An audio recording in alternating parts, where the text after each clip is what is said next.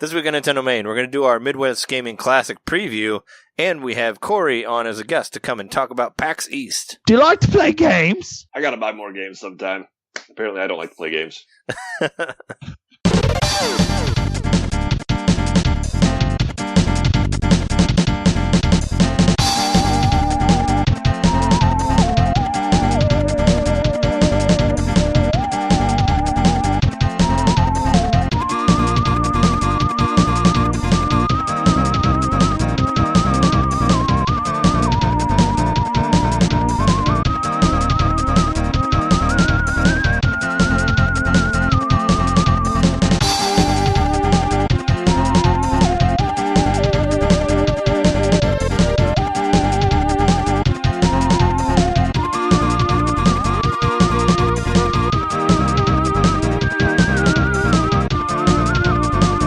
Welcome to NintenDomain episode 116.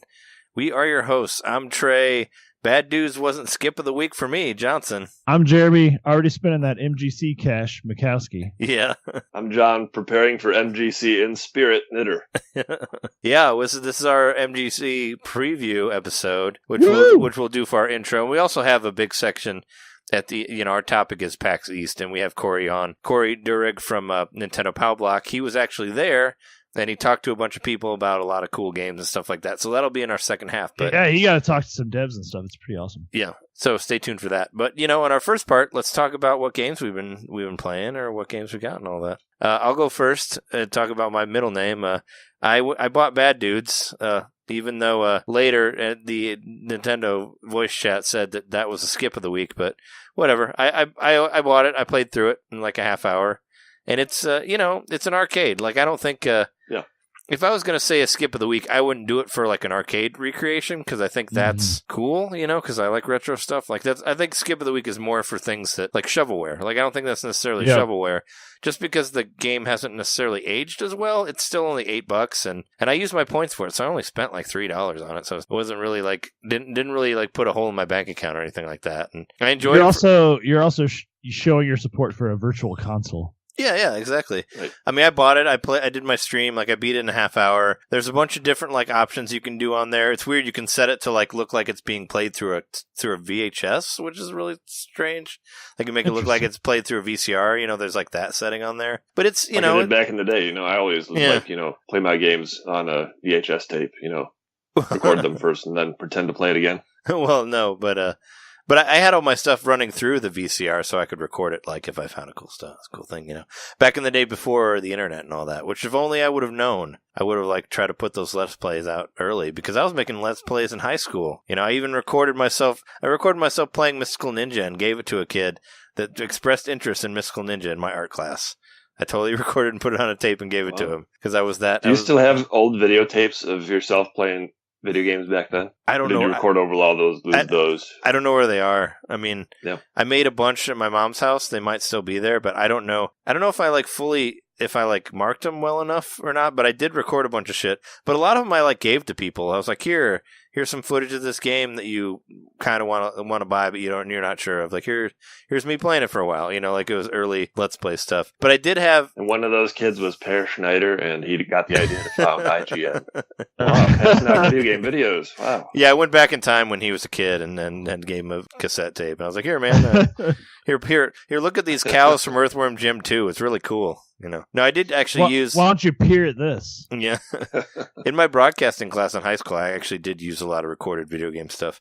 Like, I used footage from GoldenEye, and I used those cows from Earthworm Jim and Mario Kart, and even I tried to put some Doom stuff in there too, but they said it was too weird, so it ended up not making it past the. I couldn't make it on there because it was too bloody.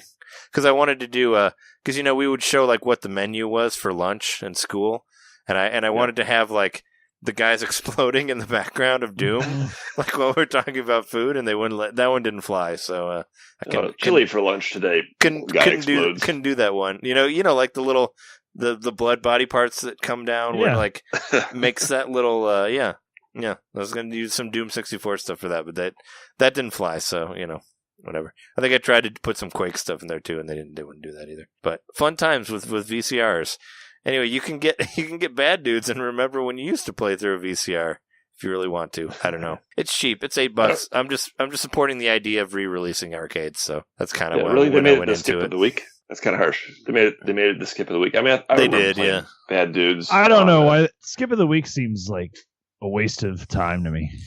Unless why make a big deal out of something that people shouldn't?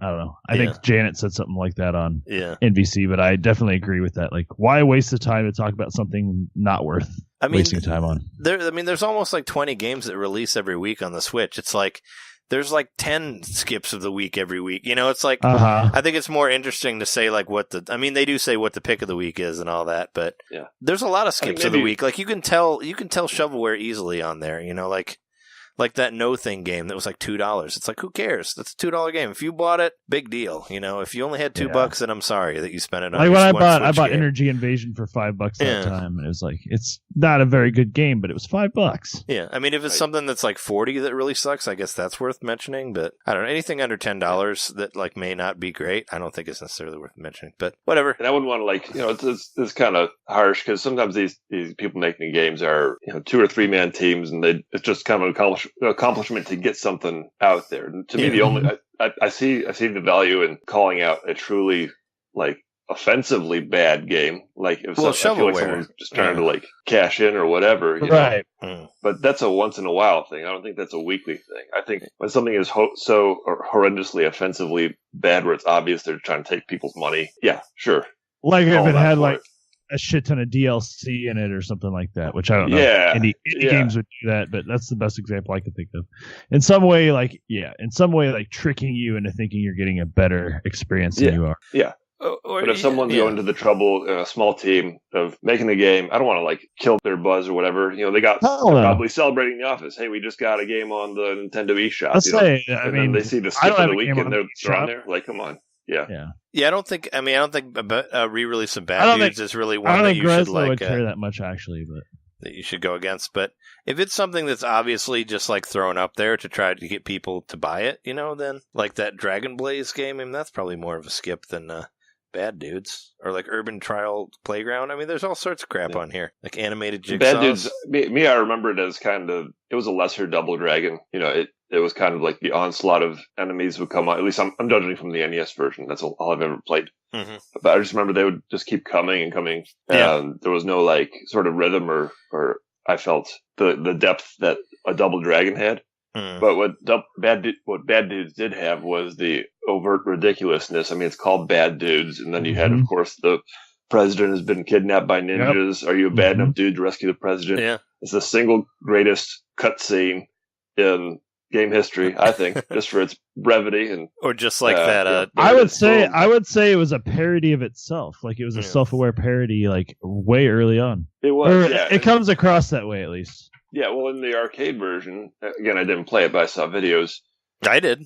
It was, President Ronnie was kidnapped, and he was like eating hamburgers or something like that. Yeah, Ronald Reagan's totally in it. I mean, it's not. I don't think they refer to him as Ronnie, but he totally looks like Ronald Reagan. No, they referred to him at one point as Ronnie. Yeah, President Ronnie. Yeah. Watch my video on YouTube. You can find out. It's on there. You can see because I think they might have mentioned it at some point. But I did play through the whole thing, and I streamed it, and it's on YouTube, so you can watch it. Didn't get as many views as Double Dragon, of course, but what does? Whatever will. Yeah, I don't know.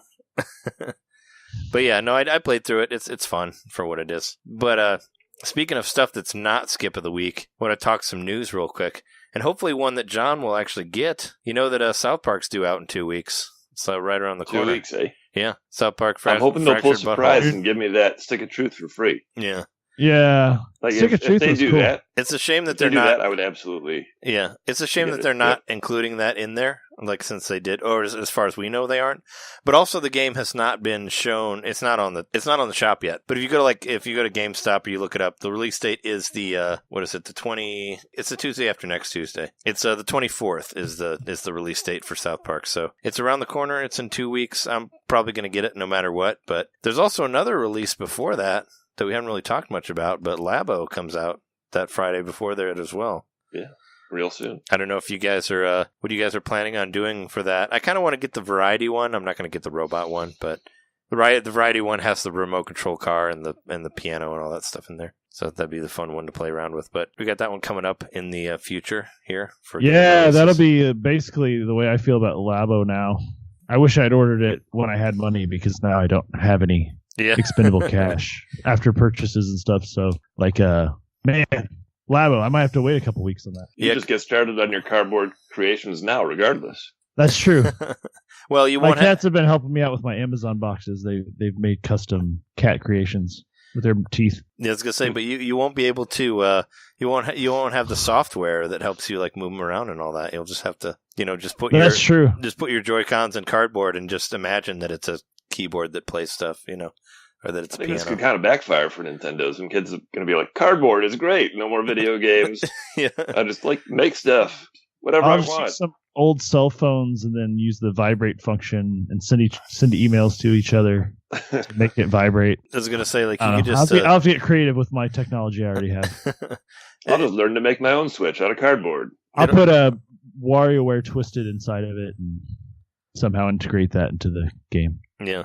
It'll end up you'll just be like a cat. You'll just sit in a cardboard box. That's all you need. I mean, it doesn't even need to do anything. You're just sitting there, and that'll be your place, and that'll be everything. That's what all you'll need for the rest of your life is just sit in a cardboard box. It's the fun of that. But there's the obvious weed joke with Labo on 420. I'm sure we talked about it when we originally had the Labo episode, but it would be nice to have it on that day, if anything, just for the silly pictures or whatever. But I still think I'm going to wait a little bit on Labo. I'm going to be overloaded from MGC.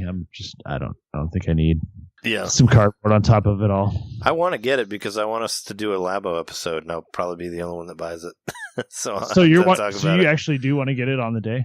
I'm planning on it, yeah. So we can talk about it that week after. Are you getting the multi kit? I just said I'm getting the variety one that has the remote control car and the piano in it. Oh, right. You did say that. Yeah, that's the one I want. I don't care about the robot. There's only 2 versions, and the robot one's $80 because it's huge, but the variety one is $70, which is still kind of expensive. But I don't know. I kind of feel like I need to get it just because it's out, and I want to make a fucking piano. I want to play on my fucking cardboard piano. That's what I want to do. So that's my plan. We'll see how MGC goes. That's what I'm saying, man. Yeah, it's a lot to take in all at once, and then Have you guys played anything new this week? I know you said you hadn't, John, but the only real new thing I've played. I played something new. Yeah. Well, I played Bad Dudes, but I also streamed a couple things. I've been streaming more Dragon Quest Builders. Made it through the first level through first chapter to the second chapter. So that was pretty rad. Played that game. So if you guys are check out my Twitch stream, you can find that. Hoping to get through that game to before. Had you played that far in the PS4 version? I never played the PS4 version. Oh, I thought you had for some reason. No, I played the demo. Your first time getting this far. Okay. Yeah, I played the demo on the PS4 version. That was it, and not even all the way through. I just played it a little bit. But no, I never bought the PlayStation 4 one. So yeah, I got to the second chapter, and what's really interesting about Dragon Quest Builders is you go through all this shit and you have all this stuff, and then when you beat the first level, you lose everything. It takes, or when you beat the first chapter, you lose all your shit. It takes all your shit away from you. Wait, why? And transports you to a new level. Because that's not how you build. I don't know. This is how it is, and I kind of like that. It's all self-contained. You'll fight a giant boss at the end, and then that world, and you'll leave the town that you've created, and then you go to a different area, but you lose all your shit on the way there. You still remember how to make stuff, but you lose all your items and weapons and stuff. Can you go back and visit your town, or is it just gone? I mean, you can visit it in your saves for chapter 1.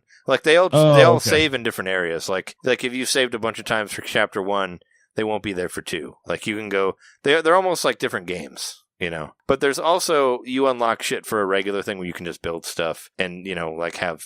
And share it online and stuff like that, like Minecraft. Like creative mode. Yeah, you can do that. There's a creative mode, but I haven't done that at all. But for the story, once you finish the story, you go on to the next chapter, and you just lose all your shit and start all over again. But the chapters are completely different. All the enemy characters are different. The levels are different. So it's cool. There was some new news about Dragon Quest 2 actually that I forgot, or Dragon Quest Builders 2 that I forgot to mention last week. But they showed the female male version of the main character for it. The new character, I guess, is a descendant of the builder from the original one. And you start off on some island somewhere that's completely devoid of everything, but they haven't explained why it is. It's not like the Darkness of the first one, like how that's a different ending from the original game and all that. So they mentioned some of that stuff. I know this one will have swimming. You'll have like a whatever you call it, like Link had. You basically have one of those floaty things, a parasol or whatever. Yeah. So you have one of those to float around, which is really nice, and you can swim too because you can't do either of those in this one. So there was a little bit of stuff unveiled for that one that I forgot to mention last week. Nice. I also forgot to mention that Wild Guns Remastered is coming out next Tuesday, the 17th. Wild Guns was a Factor 5 game on Super Nintendo. It's like kind of one of those. It's considered hard to find. It's like a Western, and you if you ever played the old Punisher game on NES, it's kind of like that, where you walk around and shoot stuff, and you can dodge, and it's kind of like an early version of Sin and Punishment. That's what I was That's what I was thinking. I was just guessing. Yeah, it's almost like an earlier version of that. But there was an HD version of that game that was released on PlayStation 4, and now it's coming to Switch next Tuesday. Oh, okay. So I'm excited about that. That was actually on a list that I read for stuff to get on the Wii Shop before the Wii Shop closes, was Wild Guns. So if you haven't gotten that one, don't, because then you can just get the HD version when it comes out. Yeah, I still have money sitting in my account. Yeah. So there's that I forgot to mention. It was originally an arcade game, right? Wild Guns? I don't think so. No, it was originally actually a wild gun. It was actually it was originally a real event where some cowboys shot a bunch of like crazy robot monsters. Like it's in your history books. You probably learned it in school, So they don't teach it as much anymore, but it really happened. I learned about it. As a kid. No, yeah, the government hiding things. Yeah, no, I know. Yeah, they hide everything. They just don't tell you about how crazy the Wild West was with giant robots. Yeah. The government's like, make that into a Super Nintendo game. Then they'll never believe that it actually happened. Yeah, right. Well, Factor 5, they knew about it. That's why they're not a company anymore. The government shut them down because of that Super Nintendo game. Like way after all their Star Wars stuff. They became Factor 51, and you know where they went. No, I don't know where they went. Don't come get me, government. I don't know where Factor 51 is. I swear, it's not there. There are a couple other. I just want to say a couple news things real quick, and then we'll talk about MGC. Or do you want to talk about? Oh, yeah, well, I was going to talk about what I bought. Talk about where we were on. Yeah, talk about what you want. I got distracted by the Dragon Quest Builder stuff. What did you get this week, and what have you been playing, Jeremy? Well, so first off, before I say what I bought this week, I did forget a game last week, which was pointed out by a listener, that I had purchased Lovers in a Dangerous Spacetime on the Switch. Oh. I forgot. I bought that. I didn't mention it last week. But it's a fun co-op game. It's really hard. If you've played an affordable space adventure, it's a little bit like that, but more like action-oriented. So not as... I mean, I know affordable space adventure is action-oriented, but it's also kind of more like a puzzle game. Yeah, there's a lot of This is straight up like you got to run to your stations and shoot stuff and deploy the shields, and you spend a lot of time like defending and attacking. And there's a little bit of puzzle, but it's mostly moving from area to area and doing lots of shooting. But it's fun. I recommend it. I think it was $15 or 20. I can't remember, but it's a good co-op game. Then when I said earlier, I said that I spent my MGC cash. Spending some of it already. I spent some of it. I was trying to find it. So Jeremy Parrish is going to be with Retronauts at the MGC, and he's going to have. I guess he's just kind of casually saying it. Maybe it's a world record of most baseball participants on the original Game Boy game, but the original Game Boy system with the original game. But I was looking for a Game Boy Link cable, so I went to Disc Replay, and they had Paper Mario: Thousand Year Door, so I bought that. Yeah, for how much did you get it? Yeah, $25. It was a good deal. Yeah, that's crazy good. I mean, granted, it's disc only. It didn't come with the original case. Oh, I thought it came with. Or no, was it their own made case? Yeah, it's that weird ass Disc Replay case. But I did also get Star Fox Adventures, and it is in its original case. Oh, okay. That was what, $7?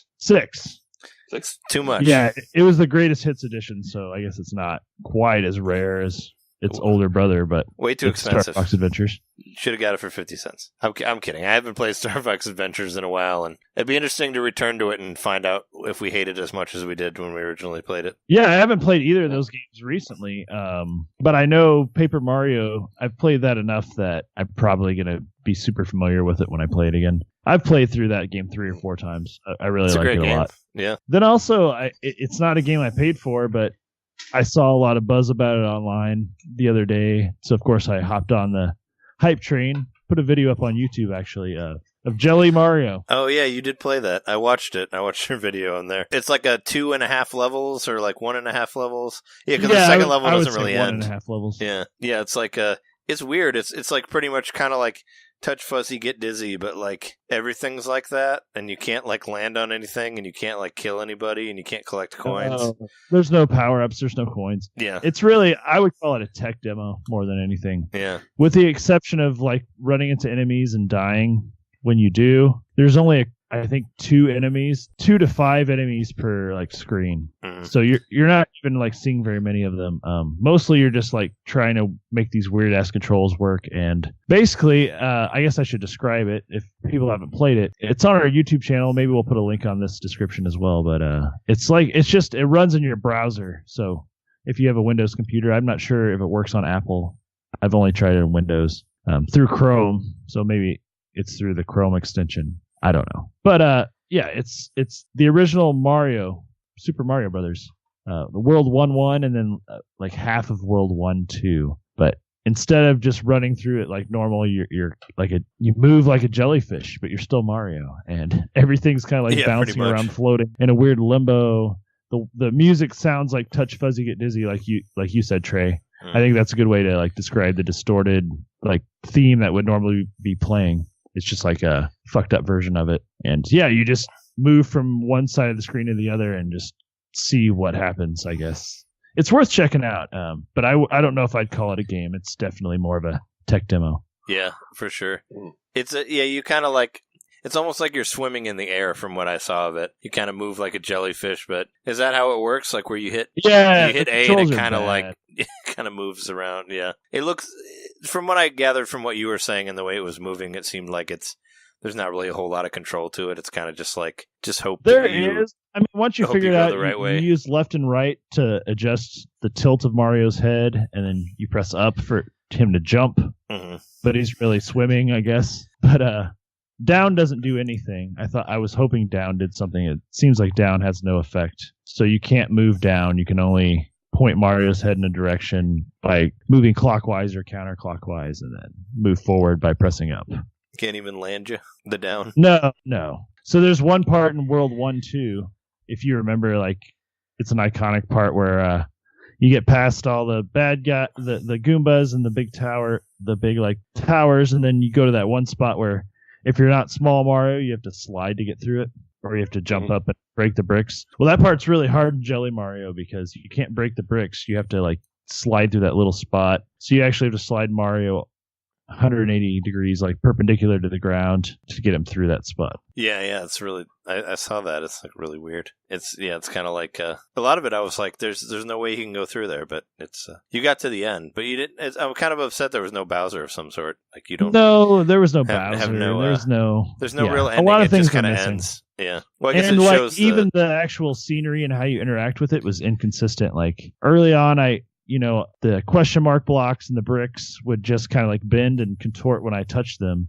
But then later on in the level, the whole like section of them would move around and like bounce around the screen. And then there's a spot in World 1-2 where all the individual bricks that made up this big like brick wall area like scattered everywhere when I touched them. But it was just that one spot. Like none of the other bricks did that. So it's it's a cool proof of concept so far. I don't know how far they're going to get with it, if they're going to have to change the sprites or whatever, because I think Nintendo's going to take this down pretty quick. We've seen them in the past. Maybe they won't with this because it's not a full-fledged game, and it's not a downloadable game. It just runs in the browser. But it totally like rips off their assets. Yeah. They're not making any money off of it. They're not running ads on the page or anything, but...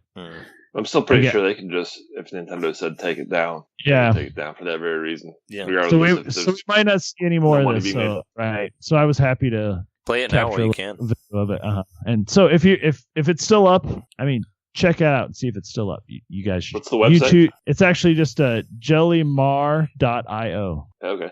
It's HTTP jellymar.io. Yeah, we'll try that out. And if they take it down, then we know that Nintendo's definitely working on their own version of Jelly Mario, and that'll be unveiled at E3. So once that happens, we'll know. We'll have some like news for you, then it'll be confirmed that Nintendo got Jelly. Yeah, yeah, that too. But I mean, it seems like because when they took down like the Metroid 2 remake, and then they made their own. So that'll be our big surprise for E3. Will be a new Switch Jelly Mario based on like Odyssey. Can you imagine that? That'd be crazy. It's like all the big 3D levels and all that shit. But yeah, definitely check out the video and play it while you can before Nintendo takes it down. But yeah, I did play one game this. I did play one game this week. I forgot about it, but I played the Ready Player One VR game, which was really pretty spectacular. Interesting. There's a VR. Yeah, there's a couple different VR games that they made to promote the movie. Which usually when they make a game just to promote a movie, and I think you can get it for free on Steam, but usually they're kind of like low quality. I'm really surprised with the quality of this one. They made a couple different games, and the one that I got to try was called Rise of the Gunters. Yeah. And it's a first-person shooter. Basically, if you remember from the movie, there was the sort of like battle planet where the people would go to grind and get points and whatever. So the premise of this is that you're on that battle planet and you're an Oasis user and you're just like grinding for points, right? But it's like a cross between a first-person shooter, traditional first-person shooter, and an old-school arcade game. So like picture like yourself playing Halo, but it's got a more fast-paced arcade mentality where there's just like this onslaught of things happening all around you. And then you're also, there's like bits of old school arcadiness, and like you'll see the Pac-Man ghosts or something kind of like it, similar to it flying around above you, like way 100 feet up in the sky. You got to reach up and shoot the Pac-Man guys down. You got to like, whereas it looks like a serious first-person shooter, all of a sudden you got to go like eat a hamburger to regain health, or like eat a cherry to multiply your score. So there's like that old school 80s stuff, like where they used to have like all the little bits of food in the game for whatever reason. That just sounds like a legitimate depiction of what the book made it sound like it would be. Yeah. Like what the OSs would be like. Yeah, it was Lots really of hamburgers. fun. And it was not like to me, it was not like a knockoff cheap promo kind of thing. It was actually, I would pay for this game, and I thought it was really good. So that's what I played this week. Do you like walk around in it, or is it mostly just aiming? Is it like on rails? You walk around. No, it's not on rails. So you walk around, and there's like a teleport maneuver, which is pretty common in a lot of VR games. Yeah.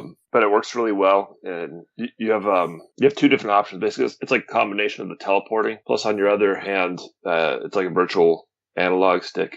On the Vive controller, there's like a flat button that's touch sensitive, so you can just kind of glide your thumb along, and it's like you're using an analog stick. So whatever you prefer. So I would like jump around, use the teleport. But if I was hiding behind a wall and I wanted to peek out, I'd slide out with my thumb to the left and peek out and shoot the dudes. But really, really fun. If you get a chance to try it out, I think it's free. If you can download it on Steam, if you got a Vive, or I think for Rift 2. Check it out. It's worth it. Nice. I personally, I checked the other week just out of curiosity, and I have to get a new video card if I want to run a Vive. Which didn't surprise me. It's like the next step up. I'm right, like the cusp. Yeah, and I would wait too, because the Vive Pro is going to come out sometime this year. If you're really wanting to do it. Well, I tried it at MGC last year. That's what I used with that weird demo game, which had a teleport move like you just described. Mm-hmm. Yep. One thing I forgot that we played is Jeremy and I did the Splatfest last Friday. All right. Oh, we sure did. And we won. We did. We single-handedly won the battle for baseball. So you're welcome, everyone. With our one-gloved hand. We did that on our own. Yeah. No, we didn't. But we did it. We played for a couple hours, and we ended up winning. So that's cool. Baseball ended up winning over soccer. I didn't expect that. We did figure out definitively that we aren't. You just can't play two-player. You can't just do two-player, two friends on a Splatfest. Yeah, it's really weird. Like all the stuff that we did on the regular mode where you can just join each other, we can't do that like on Splatfest. You have to have a full 4-player team in order to do that in Splatfest. I don't know why, but you can't. So we basically just had to play on our separate screens. But still, it was fun. We still fought the battle for baseball and won the day in the end. But yeah, we played some more Splatoon. I still may put that up at some point. I didn't because the videos weren't synced up because we were playing different matches, but I could still sync up our conversation maybe and put it up at some point. Oh yeah, I was hoping you'd still put it up. I think a lot of it, the stuff that I've mentioned on here, or haven't mentioned yet. But yeah, there's there was some early news stuff talking on that. But yeah, we did that, and we had it was like a mini episode almost of NintenDomain that you could hear. Is that all you guys been playing? Yeah, that's about it. Yeah.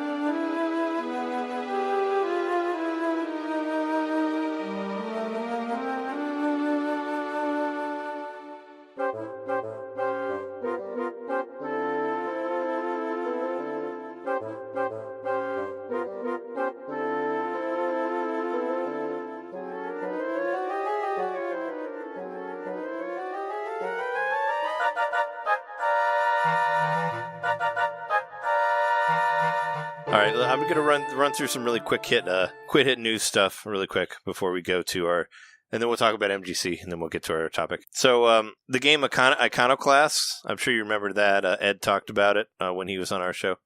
That game got confirmed for Switch, so that's cool. A lot of people have been talking about that game, so I'm excited to play it on this side of things. It's like a Metroidvania game involving like religious zealots and stuff like that. But it's coming to Nintendo now, so that's good. Wasn't Christ an Iconoclast? I don't know. I have never played it. I don't know anything about it other than people like it. It's like a human that's an icon, pretty much. Oh, okay. Yeah, it's in there. Iconoclast. Yeah, Joachim Sandberg is confirmed. MP2 Games is handling the port. I just listened to like the Retronauts thing, talking with him about it and how it would be a Switch thing, and it was right after that. Etrian Odyssey is getting a sequel for 3DS. It's like some sort of crossover game, I guess, where there are going to be other games in there. I haven't played any of those, but they're still making them for 3DS, so you know, there's that. What was it? Crazy Justice, like I saw some footage of that, of them using it's like fully, they have it locked at a 60 frame per second, and it has some motion controls, so I saw that in there. What else we got? What is it? Battle Chaser Night War comes out on May 15th, 2018. It's right before my birthday. There's that. There's not a whole lot of news. I mean, most of the news we talk about in the PAX EAST stuff. But like I said, I mentioned it before, South Park comes out on 24th, Wild Guns 17th. So those are some big releases. For this week, I don't really know what my pick of the week is. I might not even get one just because of MGC coming up and all that. But if I do, there's a new Neo Geo puzzle game on there that looked interesting. Just because I haven't really been putting a whole lot of money in there. But what is it? Guru Rurin. It's like a match 3 thing where you use little characters to match them, and you have like a square that you tilt, and they can move around and do stuff like that. If I end up getting one, I'll get that one. But aside from that, I haven't. What's it called again? Guru Rurin. One more time. Guru Rurin. Another time. Faster, please. No. Grin. No. Gururin. That's how you spell it. Are you? Yes. There's also a Don't Starve version coming out for the Switch. Don't Starve Switch Edition comes out. It's $20. I never really played that, but it was on Wii U. It's coming out too. Yeah, I played it on Steam a little bit with my friend, and it's Did you starve? Tough. I starved. Yeah. Yep. You ended up dying from starvation? Sure did. Well, that's a shame. Much like The Flame and the Flood. Oh, yeah. How's that game? You still playing it? I keep dying. Yeah, luckily I have the voice of the guy from Hot Water Music to soothe me to death. Yeah, you still have Chuck Reagan being like, make sure you're bringing no bandages so you don't get dysentery. Don't forget to put your stuff in the boat so you have space in your inventory. Yeah. I listened to some of the soundtrack, and he's very serious. It's very serious about good. I like it. About not getting dysentery. No, I'm sure it's great. I'm just saying what I heard of it, it's very earnest. It's like very much like serious about this. Serious about crossing this flood and flames and all that. So let's talk about MGC really quick before we go to our topic. What are you planning on getting there? What is your expectations of this, Jeremy? Of our big event, our big Midwest Gaming Expo, or Midwest Gaming Classic, rather, that we're going to. Well, first off, not to be a Debbie Downer, but I think it's going to be. I think we might have seen the last of the golden age, of how we can interact with people and stuff. Because I think there's going to be more space and there's going to be more of a spectacle this year. I could be wrong, but that's what I'm predicting. But is it a new venue or something? Yeah, it's a new venue. It's a new venue, it's in a bigger and they've got now. like after party stuff. Have they had that before? Well, all the after parties were in the hotel because only in one hotel before. Right. And now it's where? But now it's in the Milwaukee City Center, which is a big area, and we're staying in the Hilton that's connected to it. But okay, but it's like convention center. It's not just a hotel. Yeah, it's a convention center. I mean, it was kind of getting too big for where it was, but I'm kind of afraid that it's going to be not as intimate that it was before. And now there's like a $30 after party, like it was for free before, and blah blah blah. But we'll see Retronauts there. I'm excited to see those guys again. Those guys are cool. But yeah, I'm kind of like, I don't know. I feel like I bought a lot of the stuff that I've been looking for, like not a lot of my like holy grail stuff that I've been looking for. I have, so I'm trying to think. Yeah. I know what I want to buy. I want to buy. Well, I guess I don't for sure, but I know for sure I either want to buy a Dreamcast or a PS2, which is not that exciting. Oh, okay. I know. But I have both of those. Get the Dreamcast. I don't have either of those consoles. I used to have a Dreamcast, but I don't anymore. I have two Dreamcasts. And oh yeah. Yeah. But it's that, or maybe also I want to get the hookups for my Saturn. So I just want to get I want to get some 32-bit systems going. I guess technically the Dreamcast is 128, but yeah, the Dreamcast would be cool because I could do some bootleg stuff with it, which would be fun. But the PS2 would also be amazing because it opens me up to like a giant library of games. For sure. Like, just you so ever many. have a PS2? I've never owned my own PS2 ever. I actually already have some PS2 games that I had, like that I bought when I lived with people that had PS2s, but I've never had my own. Like I still have like a Guitar Hero controller and 2 of the Guitar Hero games. I have God of War 2, I think, and I might have a couple other PS2 games as well. Did you ever have any PlayStation or no? I have PlayStation 1. I have a PlayStation 1 and a PlayStation 4. Yeah. I have a. And I've had my PlayStation 1 since I was in high school. I got it like in my senior year. I had all the other PlayStations, but not one. I have 2, 3, and 4. But I never got the first one. Well, also because PlayStation 2 is backwards compatible, so anything that I wanted to play for PlayStation 1, I could play through the 2. So yeah, I either want to get a big old fat PlayStation 2. I want to get an original model. Do you want one of the huge ones? Yeah, I do, because they're the ones that you can mod. Yeah, and they're more easily. And then a PS or the Dreamcast would just be for fun. Like there's a few Dreamcast games I like to play. Shenmue. Shenmue, yes. I've never played Shenmue. And I want to play Power Stone. I've never played that, and I've heard so much good stuff about it. Power Stone, yeah, that was pretty fun. I never played that Seaman with the microphone and Seaman. Yeah, Seaman. Yeah, try that out. You can do that. You get a new friend and Dreamcast is sounding more appealing, but the thing with PS2 is that there's so many games and they're so easily available, and they're cheap. Whereas with the Dreamcast, I'm gonna have to bootleg to like play the good games. Yeah, the PlayStation 2 games are cheap as fuck, so you can get a bunch of them, and they're everywhere. Like, they're all over the place. Like Goodwill. I was at Goodwill a couple weeks ago. They had PlayStation 2 games in with the DVDs. Yeah, I think maybe that's an argument to get the Dreamcast if you're talking about collecting, because if the PlayStation 2 is so readily available now, it probably will be in 10 years, whereas maybe the Dreamcast will be less available. That's true. True. I mean, you don't really see a whole lot of Dreamcast games, if any at all, at any like used game places that you go to. No, there's hardly any at Disc Replay. I think they had 2 or 3 today. Yeah, I don't think I've seen any. Mixed in with the Sega CD games. Yeah. But I've never really tend to hang on to them because the quality ratio of Dreamcast games is pretty high. I think there was only like 250 games that came out, but the ones that came out were really pretty good for the most part. Yeah. So people hang on to them, I think. I was thinking I might try to get a 32X or like a Sega CD if I can find one for a decent price. Like, speaking of systems, like that'd probably be the big thing I would go for, But but it depends, because Sega CDs are still pretty expensive, and I don't see myself paying like $100 for one. And somebody posted one for like $40 or $50. Yeah, I'd get one for $40 if I could find one, but I don't know if I will. I don't know. 32X, I think you can get it for $20. Yeah. Well, 32X has a bunch of all those disc-based systems are just going to get more and more rare because those motors fail. Yeah. Yep. Even if they're not being used, like the parts deteriorate over time. The moving parts. Yeah. Like console-wise, I'm feeling pretty good. Also, Trey, like you were saying earlier, like you've pretty much gotten all your holy grails or whatever as far as consoles and stuff go. Yeah, I have a lot of the stuff that I want, aside from like crazy stuff like Cube of War that's like $300. But, like, I got I've got a Skies of Arcadia. That was the big one for me, That was like the holy grail for me, and I have it now. So, I'm just going to look around if there's anything that strikes my fancy, but there isn't. The last couple of times I've had like a list, like I wanted to get. We got a bunch of Super Famicom games. That's kind of what I'm thinking. Like, if you can find some cheap Super Famicom games. Yeah, that was on there. Like, I wanted to get like Dragon Quest Super Famicom games, but I did get those. So it's like, I don't know. I'm just looking for weird shit, I guess. Like, I remember one year there was like a slime GameCube controller. I kind of wish I would have bought it. Maybe if I find that again for a decent price, I'll get it. But like, I just want to see like weird shit, see what catches my fancy.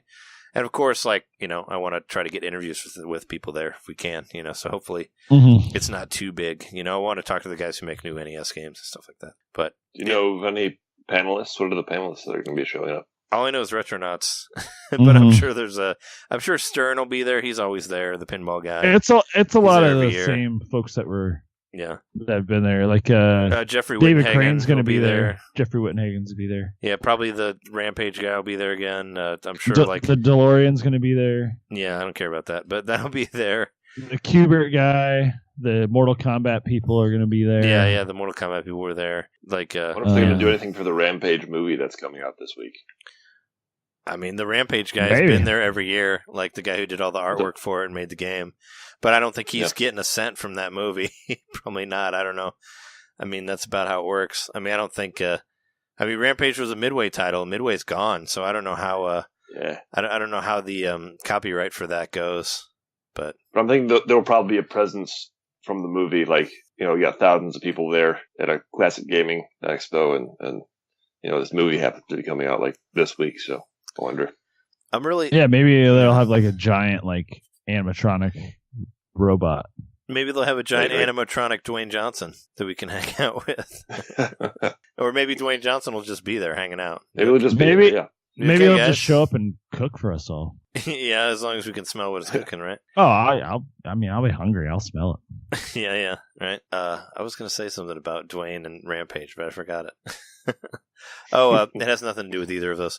Nintendo has a booth there, so I'll be interested to see what they have, because last time it was all Wii U stuff, pretty much, because the Switch had just launched and there wasn't really much to play. And as I will mention in the future of this podcast, I want to see how many people have Switches there, because before nobody had them because they just released and now they're readily available. So I want to see if there's like salmon run groups going on or whatever. So it'll be fun to like get on the show floor and play Switch stuff with people and all that. Hell yeah. So that'll be fun. But yeah, I mean, if that's is there anything else you want to say, or let's? I certainly would like to buy something weird that's become my game convention standard. This is my third game convention. It's what, you're like fourth or fifth, right? No. Well, maybe. I mean, some of them were smaller than others, I guess. Yeah. Like, it's my third MGC, and like some of the little ones that I went to weren't all that big. But of course, there's games like those Pokemon games for GameCube. If I can find those for a good price, that'd be cool. Like the Gale. But I like. Gale of but I'm thinking Darkness weird stuff. Like, so, like the first year I got last year I got the cartridge interface with the Nintendo to play. Mm-hmm. The game Maestro. And then I got the Ardu Boy at the last one, so I want to get something weird like that. I want to get like something that's maybe independently made that you could buy online, maybe, but that the people that made it are actually there and you can talk to them and buy it, because that's fun. Yeah, maybe they'll have some like this. Yeah, maybe the GameCube HDMI guy will be there or something. That you bought. Probably the other guy. Zelda 64. Yeah, maybe the other guy. I don't know. But yeah, it'll be interested to see what we see. And of course, next week, that'll be our big MGC Aftermath episode, and we'll tell you about all the stuff that we found and all that good stuff. Didn't you say you were looking for like some big wall art? I remember you told me that at some point. You were looking at some pictures. Yeah, I do want some stuff some decorations. Mm-hmm. You want some non-crocheted wall art, some cat-proof wall art? Yeah, right. Yeah. Yeah, maybe not as many beads, but I don't know. I like the pearl bead art. I mean, it's cool. But maybe some posters or something that'll be easy to take back in a car. Yeah, for sure. Cool. All right. Well, let's take a quick break, and then we'll be back with our topic to talk about at PAX East with Corey.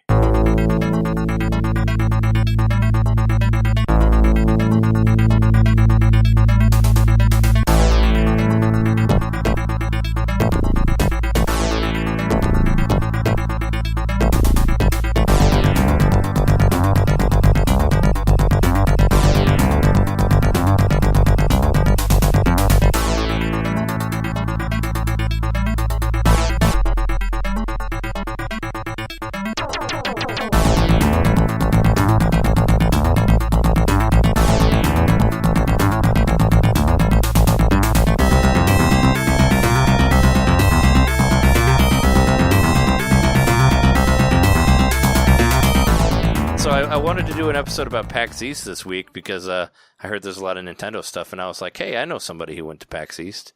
So we have Corey here from Nintendo POW Block. What's up, man? What's up, Corey? man? How's it going, Corey? It's good to be here. Yeah, it's nice. I don't have a cool like middle intro name aside from my real name like you guys. It's cool. Oh, that's okay. Do you want to have a middle name? I do, but you can't really give yourself a middle name. People just kind of have to throw it at you. and just you could say you're PAX and Heat. It's true. It was very okay. I'm Corey PAX and Heat Deer. Yeah. There you go. Nailed it. How was you were at the show for a while, right? What was it? It was like a 4-day thing now, right? It's like from Thursday to Sunday. Yeah. We went Thursday and Friday because those are the two not so busy days. But Friday was definitely way busier than Thursday. This was the first week they had it on Thursday, and it was actually the best day because that's when I played most of the games because there weren't very many lines. So nice. It was Thursday was definitely the day to be there. Friday alone, I stood in line for the Nintendo booth for like 2 hours, and when I got into the booth, it was over 3 hours. Jeez. So, oh my gosh! Wow. So how did you have time to play everything then if you were in line for so long? Or is that like all of them combined, like all the different games you were in line for? Well, the Nintendo booth, how it worked, there was like a line that kind of wrapped around their booth, and then they only let a certain amount of people inside the booth. So once you're inside, you can just kind of walk up to the different kiosks and play whatever you want. Oh, okay. So it wasn't like overly crowded. There's only like 3 games that had a line. And it was only like 3 or 4 people. So, like Dark Souls Remastered had the longest line on Switch. So, did you have a certain block of time that you were allowed to be in there? Like you were the 1 to 2 o'clock or however, something like that? No, you're allowed to. Did crowd control? Yeah. Yeah, I mean the line literally had a person with a pole that said, "No more people in line. Line stops here." Like they wouldn't let any other people in line after like 3 o'clock. Oh wow! Because the show floor closed at 6, and like if the line's 3 hours long, well, right. So, but yeah, the Nintendo booth was definitely the most thought out and the coolest booth. A lot of the indie stuff was usually just like a card table with 2 TVs on it and a whatever Steam machine they were using to run their indie games. But it was cool. PAX was awesome. If any of you ever have a chance to get to something like PAX, or I know the Midwest gaming thing is going on or was going on. Oh, that's this weekend.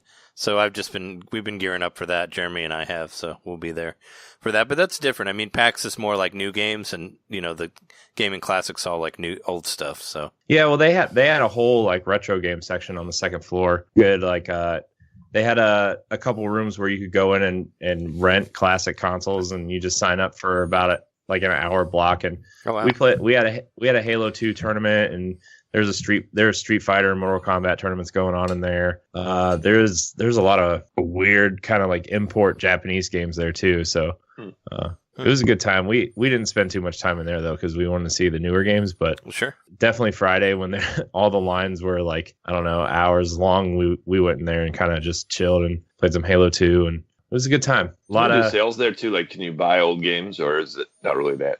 Yeah, there's booths there that sell retro games, and Limited Run had a booth there too. So I don't know. A lot of the retro games that were really overpriced. You could probably get them cheaper online or at your local retro store, but it was cool. A lot of them were complete in box, and like I saw Chrono Trigger and Earthbound complete in box there. For how much? Oh, jeez. Earthbound was like $300. Yeah, I bet. Yeah, because I think didn't we see? Yeah, we saw Earthbound in box last year at MGC, and I feel like it was like almost like 500 or something. It was ridiculous, or maybe it was 350 or 450. But yeah, it was because I think it had the strategy guide in it too. So yeah, yeah. Did you see a Little Samson? That's always one to find if you can see it, because it's normally like over 1,000, 1,500, something like that. No, one of the booths did have a sign up that said visit our online store to purchase stadium events. I was like, yeah. Why didn't you just bring it? Yeah. somebody there would have get on the website. They're like, psych, buy all this other stuff instead. Yeah. It's like, well, Battletoad, Double Dragon. Maybe they're afraid somebody will steal it or something. I don't know. Yeah. So I was just gonna say, let's talk about some of the big games that you play. One of the ones that I was super excited about was Wolfenstein, of course, Wolfenstein 2. Yeah, I was completely blown away by Wolfenstein and how it looked on Switch, and it's running at 30 frames a second, which the Xbox One and PS4 versions run at 60, but this one was running at 30. But a lot of the textures, when I started playing Doom on Switch, I was like, man, I can't believe that Panic Button got this running on Switch, right? And you play it and you're like, wow, this is kind of like a technical achievement. But when you put it on the TV, some of the textures look a little bit muddy. They look, I mean, like it's a AAA PS4 game trying to run on this little handheld system. So like I went into Wolfenstein kind of expecting that, and this looks way cleaner than Doom. The textures look great. The cutscenes didn't stutter at all. The shooting feels good. The movement feels good. I was thoroughly impressed. Like if you would have had that, if you would have said, hey, this is Wolfenstein running on a launch Xbox One, not like an S or an X or anything, but a launch Xbox One, I would have believed you. It looked that good. There's a couple points where I could tell they had to, kind of fudge some stuff up. Like there's a point where you drop down in this vent and you kind of have to blow a hole in the floor, and you look up at the texture and the pipe is supposed to be melting and it's like red hot. It was just like a red kind of gradient texture. And I'm like, okay, you can kind of see where they had to like make sacrifices in certain areas. But the parts that matter, like the shooting, the enemies, the AI, the character models, they all looked fantastic. The water and the cutscenes, like I was thoroughly impressed. Nice. Yeah, I didn't get to play it in handheld mode though. I just played it on TV with a Pro Controller, but still. They wouldn't let you like take it out of the dock or anything like that, or was it just like nowhere you can touch it, or you just didn't? No, all the Switches were kind of like, except for a couple, like the Crash Bandicoot station, they let you play it in handheld mode and stuff. But probably 90% of the Switches were in a clear box with a lock and a key on it. Oh, okay, yeah. So yeah, I gotta imagine all those people coming through. Yeah, good idea. Plus, did you use a Pro Controller? I felt really good on the Pro Controller. Yeah. I kept switching it up though, because I've been playing a lot of Halo 5 and Overwatch on Xbox.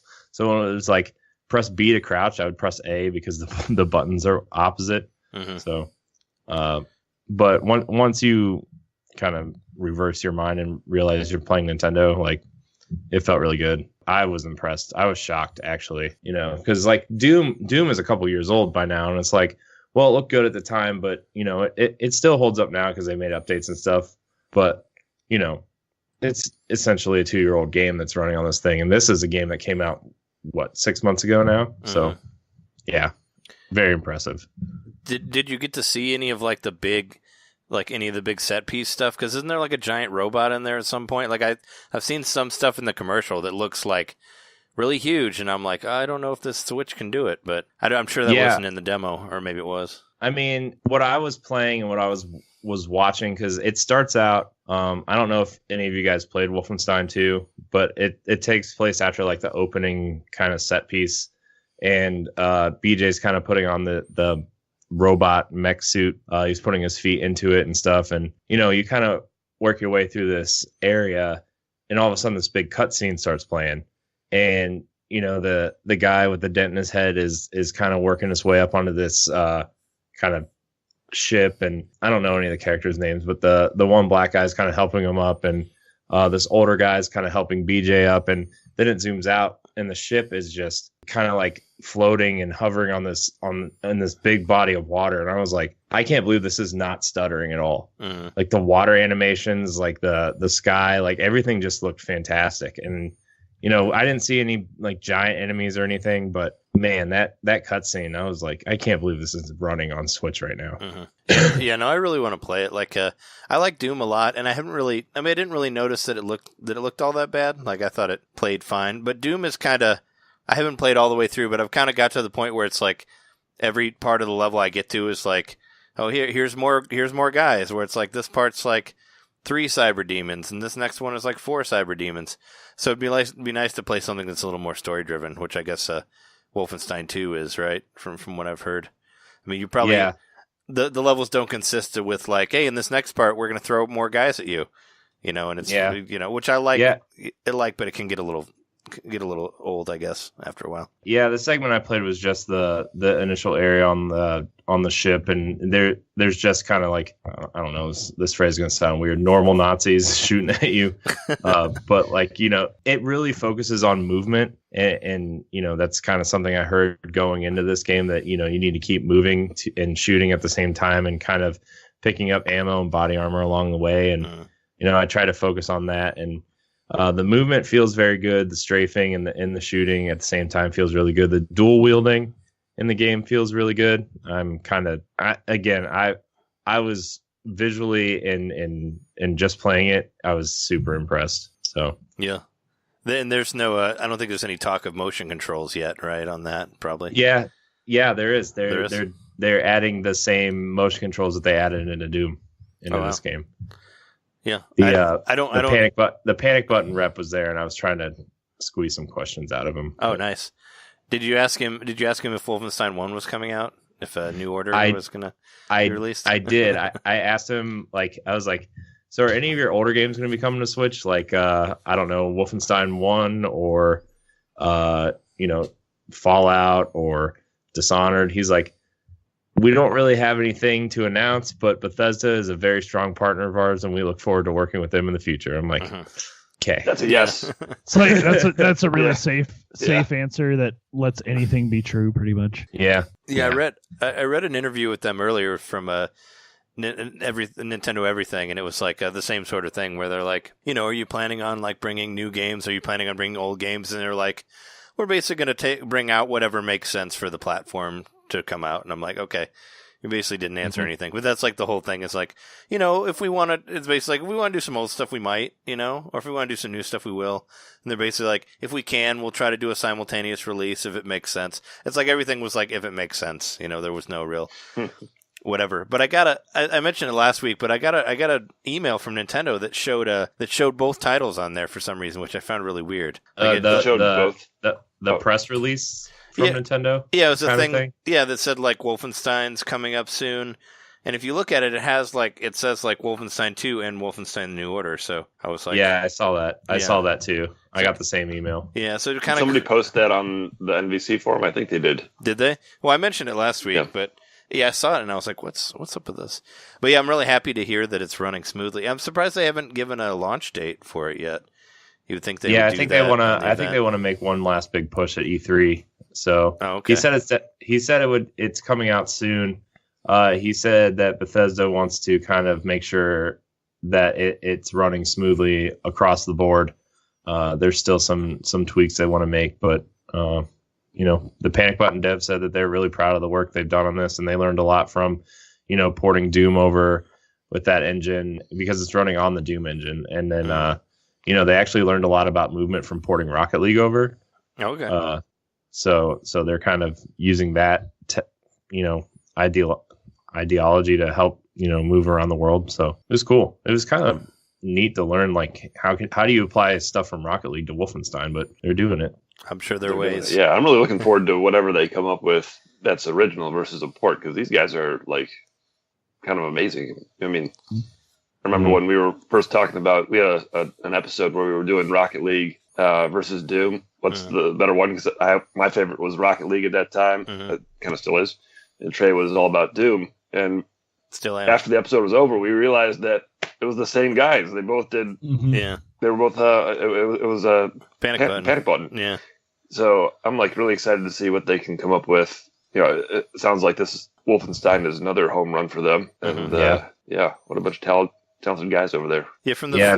They said that so many people are talking to them about porting games to Switch that they like have to turn projects down because there's such an influx of projects coming in, and they're like, we're fortunate enough to be in this position to where like we can kind of pick and choose what projects we want to work on and what makes sense, So yeah, it was fascinating. Like just listening to him talk was kind of fascinating. I stood there and talked to him after I played the demo for like 10 minutes. So. Nice. Yeah, it would be really cool to see them do an original thing. I don't know if they actually are in the position for that, but that was part of that interview as well that I read was like, what if you guys did like a Mario plus Rabbids type thing or something like that, It would be cool to see like them build something from the ground up and see like how good that could look on the system, That'd be something I'd really like to see. But I like hearing that Wolfenstein's going along really well. We hadn't seen anything for a while. And I was like, wasn't sure like what was going on with it, but I heard it was going to be there. And from what I saw of footage, a lot of people were really into it. So, that's, like you're saying, it's probably another home run for that. Yeah, they let me take about 5 minutes of off-screen footage for it. So yeah, it looks really clean and really nice. I was surprised, but it actually wasn't the biggest surprise that I saw there. Yeah, and that's Dark Souls remastered. Yeah, let's talk about that one. it's probably the biggest surprise of the show that, just visually and how it was running. And when it was my turn, the girl that was running the station, she's like, so we don't really have a time limit on this station, but we usually just let people play till they die. Yeah. This is going to go well. But I'd played that first probably 2 hours of Dark Souls 10 times by now. So I kind of knew my way around the map and everything. And my first kind of thought was, let's just get as far as we can. So I got through the asylum, and first of all, the asylum looked fantastic. They redid all the brick work and all the texture work on the walls and like the asylum and stuff. And then you start walking through, lighting is new too in the game. So I was like, oh, this is kind of impressive. And then I'm kind of walking through, and you see the skeletons kind of throwing stuff at you and shooting you and hitting you and stuff. I'm like, they look kind of different, but I can't really tell if they're like new character models or not. And so I kind of get through the asylum and get to that first boss. I'm like, man, this first boss looks really good for, being on this platform and being kind of a 8-year-old game at this point. And so I get to kind of make my way through the castle, kind of exploring and whatever, but I kind of want to get to the Taurus Demon, which is kind of like the first real boss for people who haven't played Dark Souls. And I get to the Taurus Demon, and it's a completely new character model. And in Dark Souls on Xbox 360, the textures on the Taurus Demon would just be like a brown kind of texture that looked like it had fur, but the fur wasn't really like flowing or anything. The Taurus Demon, first of all, they reanimated his face and gave him kind of like a new face. And then the fur on the Taurus Demon was like flowing. When he was running at me, you could see the fur kind of like wave in the wind. And when he would jump, you could see the fur go up on his way down. Like the physics of the fur was, I was like, oh my gosh, they really put a lot of work into this. And then I started asking the Bandai Namco rep there, like, why did you guys only bring it on Switch? They're like, because we wanted to show that we put the work in. I was like, okay, that makes sense. Oh. So plus like Bandai Namco was showing Code Vein at the next booth. So, but Dark Souls Remastered was probably the biggest surprise of the show for me. So they didn't have like the version for Xbox One or PS4 is what you're saying? Like that's the only one they brought, because I guess it's probably the one they're most proud of, I guess, where it's like, hey, look at all the shit we did for this so-called underpowered system and all that. Yeah. And probably, Bandai's got a pretty tight relationship with Nintendo, and I imagine they want to keep them in their good graces. Yeah. Well, sure. Yeah, and 30. It's locked at 30 frames on Switch. It's a big concern because it's a hot mess on Xbox 360. Locked at 30, runs 1080p docked, 720p undocked. So yeah, I was pretty impressed by Dark Souls as well. Did you get to see the amiibo? They had it in a little plastic case under lock and key there. Yeah. Oh, nice. So it's like by the Switch, right, where you can't touch. It's like, here, the sun guy. They're like, you can look at it, but don't get close to it because 15 Nintendo security guards will just tackle you and drag you out. So. Yeah. Nice. That's cool that it was there, though. I'm glad that they brought it, and they're totally into it and all that stuff. Yeah, I've never played Dark Souls 1. All I played was Demon Souls, so I'm excited to play it for Switch when it comes out, and it comes out like next month, so it's a May game. So. Is it 40 or 50? I know it's not a full price game. It's 40. I thought it was 40, which makes it even better, Yeah. That they're not selling it for 60, so it makes they want you to spend that extra $20 on that amiibo. Yeah. Yeah, they want you to buy that. That's true. If you can get a hold of one. Package deal. Yeah. I mean, I heard they're going to be pretty limited. Like if you didn't reserve one now, you're probably not going to get one. That's what I heard. Yeah. But yeah, they were so like a couple of retailers sold out on the first day of their pre-orders. So yeah. What was the other thing about Dark Souls? Oh, they redid all of the character models for the player character, the bosses. Touched up a lot of the just the basic enemies, but they kind of reskinned them with new textures and stuff. So they put the work in. Mm-hmm. Yeah. No, that's cool. I mean, because it is actually technically a remaster, right? It's supposed to be the re-release or whatever, so it's cool that they did the new models and stuff. Because I don't know, I don't know how much Skyrim was like remodeled or whatever, like for that remaster. I don't know. I never really played that game, so I don't know what the different versions were. I've never really played Skyrim either, so I couldn't tell you the differences. Yeah. Well, we talked. I'm glad there's at least one other person on this planet that hasn't played Skyrim. Well, we talked about I've never played it. We talked about it before. I mean, I played Oblivion, and I hate it. It was like probably one of the most hated games I've ever had. So I didn't get into the second one because from what I heard, nothing's really changed. So I probably hate that one just as much as I did the other one. So that's where a lot of people for me. Still say Oblivion's the best one. Like, you know, like I hated that game so much. The true Elder Scrolls fans. I thought Morrowind was a good one. There's a lot of love for Morrowind now too. So like retro, like going back and you're like, oh yeah, Morrowind was actually good. And I'm like, was it? Yeah, I thought that was the one that everybody's after. Like if they, I mean, that's supposed to be like Xbox One compatible now, so we'll see if everybody actually does like it or not. But I can't wait for that HDR support on Morrowind.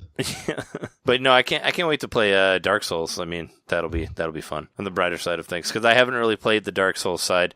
Like I said, I tried Demon Souls and I could only get so far before it like it just kind of broke me and I couldn't play it anymore. So hopefully Dark Souls is better. I know that there's like parts where you can like have people come in over the internet and help you get past stuff, and I might have to do that if I get there. I heard that Funky Kong comes in on a surfboard and and makes it a lot easier for you. Yeah, right. Yeah, you played that one too. We could transition to that one, which I'm not. You know, I played through most of it on the Wii U, so I'm not really that excited about it. But I heard it's faster, right? The new Tropical Freeze, the Switch one, Donkey Kong. It's I don't know. It's been so long since I played Tropical Freeze on Wii U. I couldn't really tell if it was fast or not. But I guess like the loading.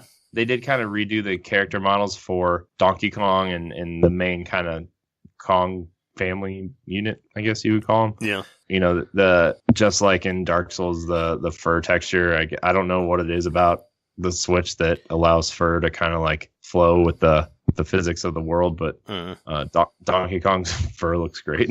Cranky's beard looks so much more detailed now. You can see all the different. Yeah, there's a new barber on Kong Island. Yeah, it's made everybody's hair look nicer. I saw that Donkey Kong has a Switch now instead of a 3DS, so that's pretty cool. They upgraded in that way. So like the idle animation, now he like plays himself in the Switch. It's weird. It's like it's weird. It's like the popcorn that eats the popcorn in those old theater commercials. You know, it's strange. It's cannibalism. Yeah, it's like the Ouroboros or whatever. But were you able to play much of that, of the Donkey Kong one, or was it just kind of? It's like early levels. I played about 5 minutes of them. Like, I mean, it's Donkey Kong. If you played it on Wii U, you know what you're getting. It's just it looks a little bit prettier, and the controls feel good. They took out that thing where you have to choose between the D-pad and the thumbstick, though. Oh, okay. So you can choose on the fly now. Oh, okay. Yeah, that's interesting. Yeah, because it would change. I mean, it's Donkey Kong. Yeah, because it would change some of the buttons. Like it would rearrange some of the buttons if you're doing one or the other, which I thought was weird. It does it on the 3DS one too. But the last one that I played was Returns. I totally missed Tropical Freeze. So is it worth it for me to pick that up? I mean, if you haven't played it, it's good. If you haven't played it yet, it's one of the best 2D platformers, I think. Really? Well, modern 2D platformers, I think, that's out right now. But it's hard as shit. I mean, if you played it on Wii U, and unless you're like really dying to play it again, like it might not be worth it. But if you've never played it before, it's definitely worth it. From Returns to Tropical Freeze, does it feel like a new game, or does it feel basically like DLC, like more levels? It's definitely tighter. It's a new game. I think the level design is a little bit more difficult earlier on than in Returns, because like Returns was trying to reintroduce you to Donkey Kong, whereas this one's just like, hey, you played Returns, right? If not, oh well, here you go. Yeah. Well, then Returns was developed from the ground up for the Wii U, so for the Wii, just got better. It's got more resources to work with, right? Yeah. Or not Returns, Tropical Freeze. Right? Yeah. Well, so I've only played Returns as well. I haven't played Tropical Freeze, but that's why I'm kind of excited. I get to buy it for the first time on Switch. Yeah, I'll probably get that one. It'll probably be discounted too. So yeah, well, I definitely, I'm definitely gonna get it on Switch too. I like that game a lot. So yeah, I like it. I like it a lot too. There's only one part in it that might feel like DLC. Like in the very last level set that you get to, you play through some levels that are frozen over that were in the original game. But I thought that part was really cool because they're different now. You can see like how everything. There was like a big bat that chased you in the original one, and now he's frozen in the background. You know, like they'll do stuff like that where it's like changed. And I actually really like that part. It's like one of the last levels where you get to go through some of the main levels from the first one and see how they've all been changed by the weather, which is pretty rad.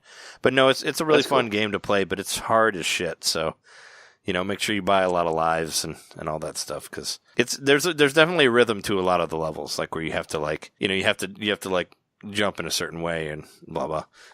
At the part where there's rhythm, do you have to bust out the bongos? Well, you can, but they won't connect, so it won't really help. Okay, yeah.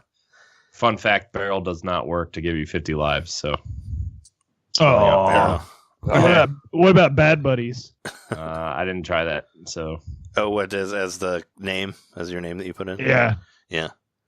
So, what else was there? I know one that you were super psyched about that we haven't talked about, which I haven't really heard anything about for a while. The new Shovel Knight thing. Oh my gosh, Shovel Knight, King of Cards is awesome. So I actually talked to the rep that was there. I don't know if he was a dev or if he was just a rep running the booth or whatever, but I played the Switch and the Xbox One versions of the game. They run similar. They're basically the same game, but the Switch version has amiibo support, which is the only difference. And I actually got to see the amiibo. Oh, okay, yeah, cool. Oh, the new they are super detailed, and it makes me want them to reissue the Shovel Knight amiibo, because the detail in the King Knight and Spectre Knight one specifically, that one. Yeah. They are more detailed than any amiibo I think I've ever seen. Oh wow, really? Yeah. They are awesome, and they're big. They're like Daruk Breath of the Wild big. they're big, especially King Knight. Yeah. Like King Knight's kind of cape thing kind of takes up it's big. So yeah. But yeah, I asked them about physical copies. They just said we have nothing to announce yet, but I think they want to wait till all the campaigns are out to put out a physical release on Switch, so all the campaigns are on the cartridge. Oh, okay, yeah. Just having people to download all of them. But King of Cards feels really good. The new dash mechanic that they introduced for movement and attacks, it feels really good to. It kind of feels a little bit like Celeste. I don't know if any of you guys played Celeste at all, but we did. It feels a little bit more like a controlled version of Celeste. Mm-hmm. Like less. What? I was just going to say like less difficult. I hope, or is it as ridiculous as Celeste can get? No, it's not as ridiculous as Celeste, but there was some pretty challenging platforming in that. The True Bulls level I played, which is where that big whale is that you go to in the original Shovel Knight game. You go there and there's like a full level there now. Oh, okay. And once you pass the big whale guy, like there's these little salamanders that kind of crawl through the level, and you have to jump on the salamanders and use the dash mechanic to kind of jump between them to get across the pond. And enemy types, there's like this bird totem pole type enemy where like the face kind of randomly appears on one of the totems, and you have to hit the face to knock it off, and then another face appears on the stack while the other one's kind of hopping around like crazy. So, but there's a way that, you can manipulate the dash mechanic to knock the whole totem pole off before they kind of, all four of them turn into heads and start attacking you and kind of feeling overwhelmed. So that was cool. So adds almost like a double jump when you're moving across the platforms. Mm-hmm. So that's kind of a cool new mechanic. Let's see what else. There is amiibo support in the Switch version. They didn't tell me what it did or anything. They kind of want to wait to share that information. Say any word on the release of the amiibo? I don't think there was ever a date, was there? They didn't give me a release date, but they did talk to me a little bit about the game itself. It's about 2.5 times the size of the original Shovel Knight, where you'll have the castle is kind of like a hub world, kind of like in Spectre Knight. Yeah. And you kind of build up your hub world by traveling to each of the 3 world maps, and you kind of build up this reputation system. It's not really a system. You just kind of like, as you progress through the story, you gain reputation to become the proper king, because King Knight's trying to take over to become king. Oh, okay. And the more levels you beat, the more you kind of get to change your hub world and buy new gear and new kind of costumes and stuff. There's also a card game in this now, like a competitive, like a puzzle game thing. It's kind of like a very, very, very simplified version of Gwent and The Witcher mixed with Match 3. So and the way I kind of described it to my co-host Ed is like it's kind of like a match 3 meets Texas Hold'em, where like you kind of have to match 3 cards, but your total has to be higher than the person across from you. Oh, okay. And then once somebody loses all the cards in their deck, the match is over. It was really fun though. I really didn't pick up all the mechanics because I only played like 2 rounds of it, but it seemed like a cool mechanic. And each kind of hub world has multiple taverns that you can challenge people in to this game and kind of earn new kind of gear and cards that way. So. But it's all like AI, right? Like you can't challenge people online or anything like that. You can't play online, but you can. It's couch co-op. Or couch competitive, so if you guys just want to play a competitive card game, you guys can play together. That's cool. So there's an extra multiplayer game in there pretty much where you can just do that. Yeah.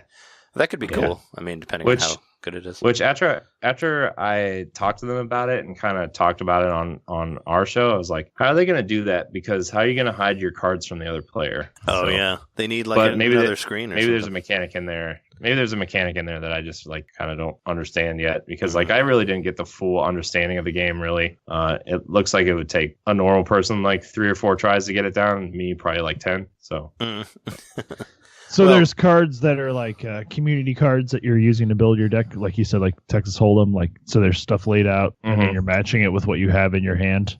Yeah. Okay. Yeah. So it was cool though. I really enjoyed the. I'm not a big card game guy, but I thought it was a cool kind of extra thing they kind of threw in there. Sure. Plus, like if you get extra stuff and extra magic and extra, like kind of meal tickets from it, like I'll definitely play it because you want to kind of max out your life and stuff. But yeah, King of Cards looks to be awesome, and I mean, I'll take 3 world maps of Shovel Knight to play. So yeah. Did you play through? Did you play through all of Spectre Knight? That was the last one that came out, right? Yeah, Spectre Knight was awesome. Yeah, I actually bought a Spectre Knight T-shirt while I was there. Oh, nice. Yeah, cool. No, that's cool for sure.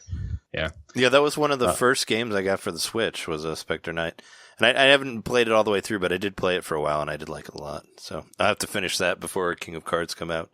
There's still no release date for that, I guess, for the game or the amiibo, right? Yeah, they said soon. Which I'm like, well, what does soon mean? Does that mean like May or does that mean like August? I think I don't know. That seems to be what a lot of people are saying. I think they want to make one last big push at E3. Yeah, too.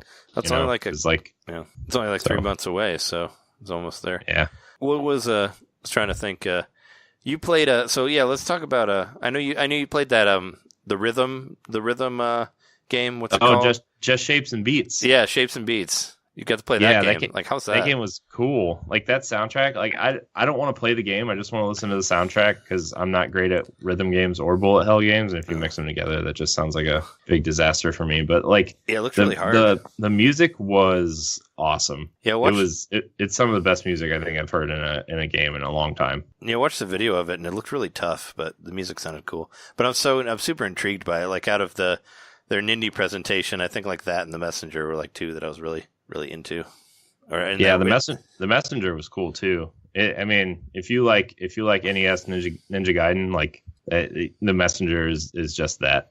Did you make it to to the running? Did you make it to the part where it changes though? Because what I've heard, it's like it's Ninja Gaiden until you like go to the future, and then it becomes like Metroid. So that's what I heard. Yeah, like when you time travel. I played through the 8 minutes. And about 3 of those minutes, I was stuck in a text box, kind of scrolling through to teach you how to use the time mechanic. I'm like, come on, I just want to play and like figure it out. Yeah. But that initial kind of burst literally feels just like Ninja Gaiden for NES, and then you kind of go through this time travel mechanic, which turns the game from 8-bit to 16-bit, and then I didn't get to a part where it kind of felt Metroidy. It still kind of felt like Ninja Gaiden, but kind of. I don't know, more fluid and less NES style. But there's a point where like you go back in time and you have to solve a puzzle when you travel back in time that will change the effects of the 16-bit part. But if you like cut down a tree in the 8-bit world, there's going to be a new kind of obstacle in your way in the 16-bit world, which is where I think the Metroid aspect of the game will kind of become more interesting. That sounds really cool. Yeah. So you can go from one to the other, I guess, and back and forth.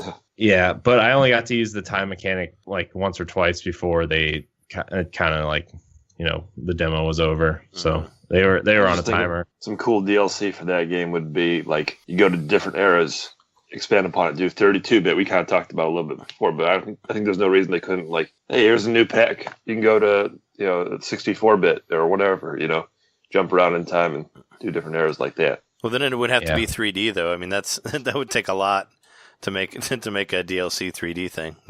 You should have used the time. Surprise. You should have used the time ability to go back and play the demo more. I know. Yeah, can they do that? That demo had a huge line by the time I got there, though. Oh, I played it on Friday, and like that, it had its own indie mega booth, and then it was also in the Nintendo booth, and both stations had a line. And so, do you feel like the lines kind of corresponded to the attention that each game was given in the direct? Like that game seemed to be one of the main focuses, so it makes sense that people wanted to see that one. Mm-hmm. I mean, it was kind of weird, but like, yeah, I guess if you're thinking just the straight Nindies showcase, the games that people seem to be more excited about were getting more attention. But that the weird pool game was getting a lot of attention. Yeah, I was excited about that one. Oh, did you play that? Did you play the weird? I tried to play it, but that line was just about as long as the Dark Souls one. Oh, wow. Could you kind of gauge the reaction on that one? Like people enjoyed it? Could you tell? Yeah, the people that were playing it were like laughing and like having a good time, and I was trying to gauge a feel for the game. Really? It looks cool. I mean, it has a really cool art style, and it looks like it kind of looks more like a puzzle game than an adventure game, because like you're trying to hit the characters in the right direction, and like the world. It kind of reminds me of pool met mini golf almost. So it looks cool. Like I want to see more of it, and I actually wish I could have played it, but no. Any Marble Madness in there? Or was that off? I wish Marble Madness was in there. I want a Marble Madness remake. I don't care. What about? I don't care. I don't care. They just straight poured it. I just want it. What about Pinball Quest? Do you remember that game? Oh, I had that game. That game was great. I have that game. I bought it for cheap. I didn't get to play it because my NES died before I played it. But yeah, Pinball Quest. Putting an RPG and a pinball together. It's just, I love that. That still ranks up there for me for like most creative ideas for a video game. Yeah. So it's like Odama without the talking. It was way before Odama. Yeah, it was the beginning of Odama. So what else? What else did you play? I know that what was it? What was that light game? The one where you I forget what it's called. It was in the in the Indies. Lightfall. Yeah, Lightfall. My two favorite indie games that are coming to Switch. Lightfall, which is a fast paced kind of action platformer, kind of like meets. I kind of on my show I kind of said like Sega should look at Lightfall if they want to make a 2D like a modern 2D Sonic game, because it really captures that sense of speed without feeling kind of too fast, and it really kind of captures that vertical exploration that Sonic kind of wanted to do, but you couldn't really do it because you were moving too fast. The whole hook of the game is you create platforms to jump off of to move through the world faster. Oh, okay. So when you're like jumping through the air and you need to hit you hit the jump button again to create a platform, but the platform, like there's some kind of like math behind under the hood where like it judges where you're moving and it puts the platform where you're predicted to land. Yeah. So you can kind of move seamlessly without trying to guess where you're going to have to land. Oh yeah. So like I would jump across this river. I would lay a block in the river, jump on the block, and then do like this jump off. Like they had like staggered pillars and just did this crazy wall jump, slide under some spikes, and then jump in the air again and create three more blocks jumping across, because you can create up to 4 blocks at the same time, and then they kind of disappear after you jump off of them. So it just felt really good to play, man. In the art direction too, like everything in the foreground is black and it's kind of the whole game is kind of silhouetted, but the background is all kinds of these bright blues and purples and pinks and just kind of like swirly white wind gusts and stuff. It's such a pretty game. Oh yeah, sounds cool. Yeah, it looks cool. Sounds like. Am I hearing that maybe you didn't so much like Sonic Mania and the level design of that? I tried Sonic Mania. I just couldn't get into it. And oh really? Like I was a Genesis kid growing up too. Like I didn't have a Super Nintendo till after 64 came out. And I played Sonic 1 obsessively, and Sonic 2 I still think Sonic 1's the best Sonic game. Like I'm one of those people, but it's good. And going back to play them, I'm like, man, Sonic really is just kind of like okay, and I couldn't get in Sonic Mania at all. Because my issue with Sonic, I'm kind of responding to what you're saying about the other game. What's it called? Lightfall. Yeah, because my critique of Sonic Mania, I liked the game, but I thought the level design was at times very confusing. Mm-hmm. Like, I like that you're going fast in that game, but sometimes you're like speeding forward and then something knocks you back and then you're going this way, that way. And I felt too much like sometimes it was almost on rails and zipping all around. Yeah. And I lost a sense of where I was, but it sounds like this game, you get that nice sense of speed, but you feel like you have an absolute control over it. Yeah, there's more obstacles, like, because in Sonic, I know what you're saying, like, you either have, like, a row of spikes that are in front of you, or, like, one of the springs that knock you backwards, or something will just fly on screen randomly, stop, and then get in your way, and then keep going.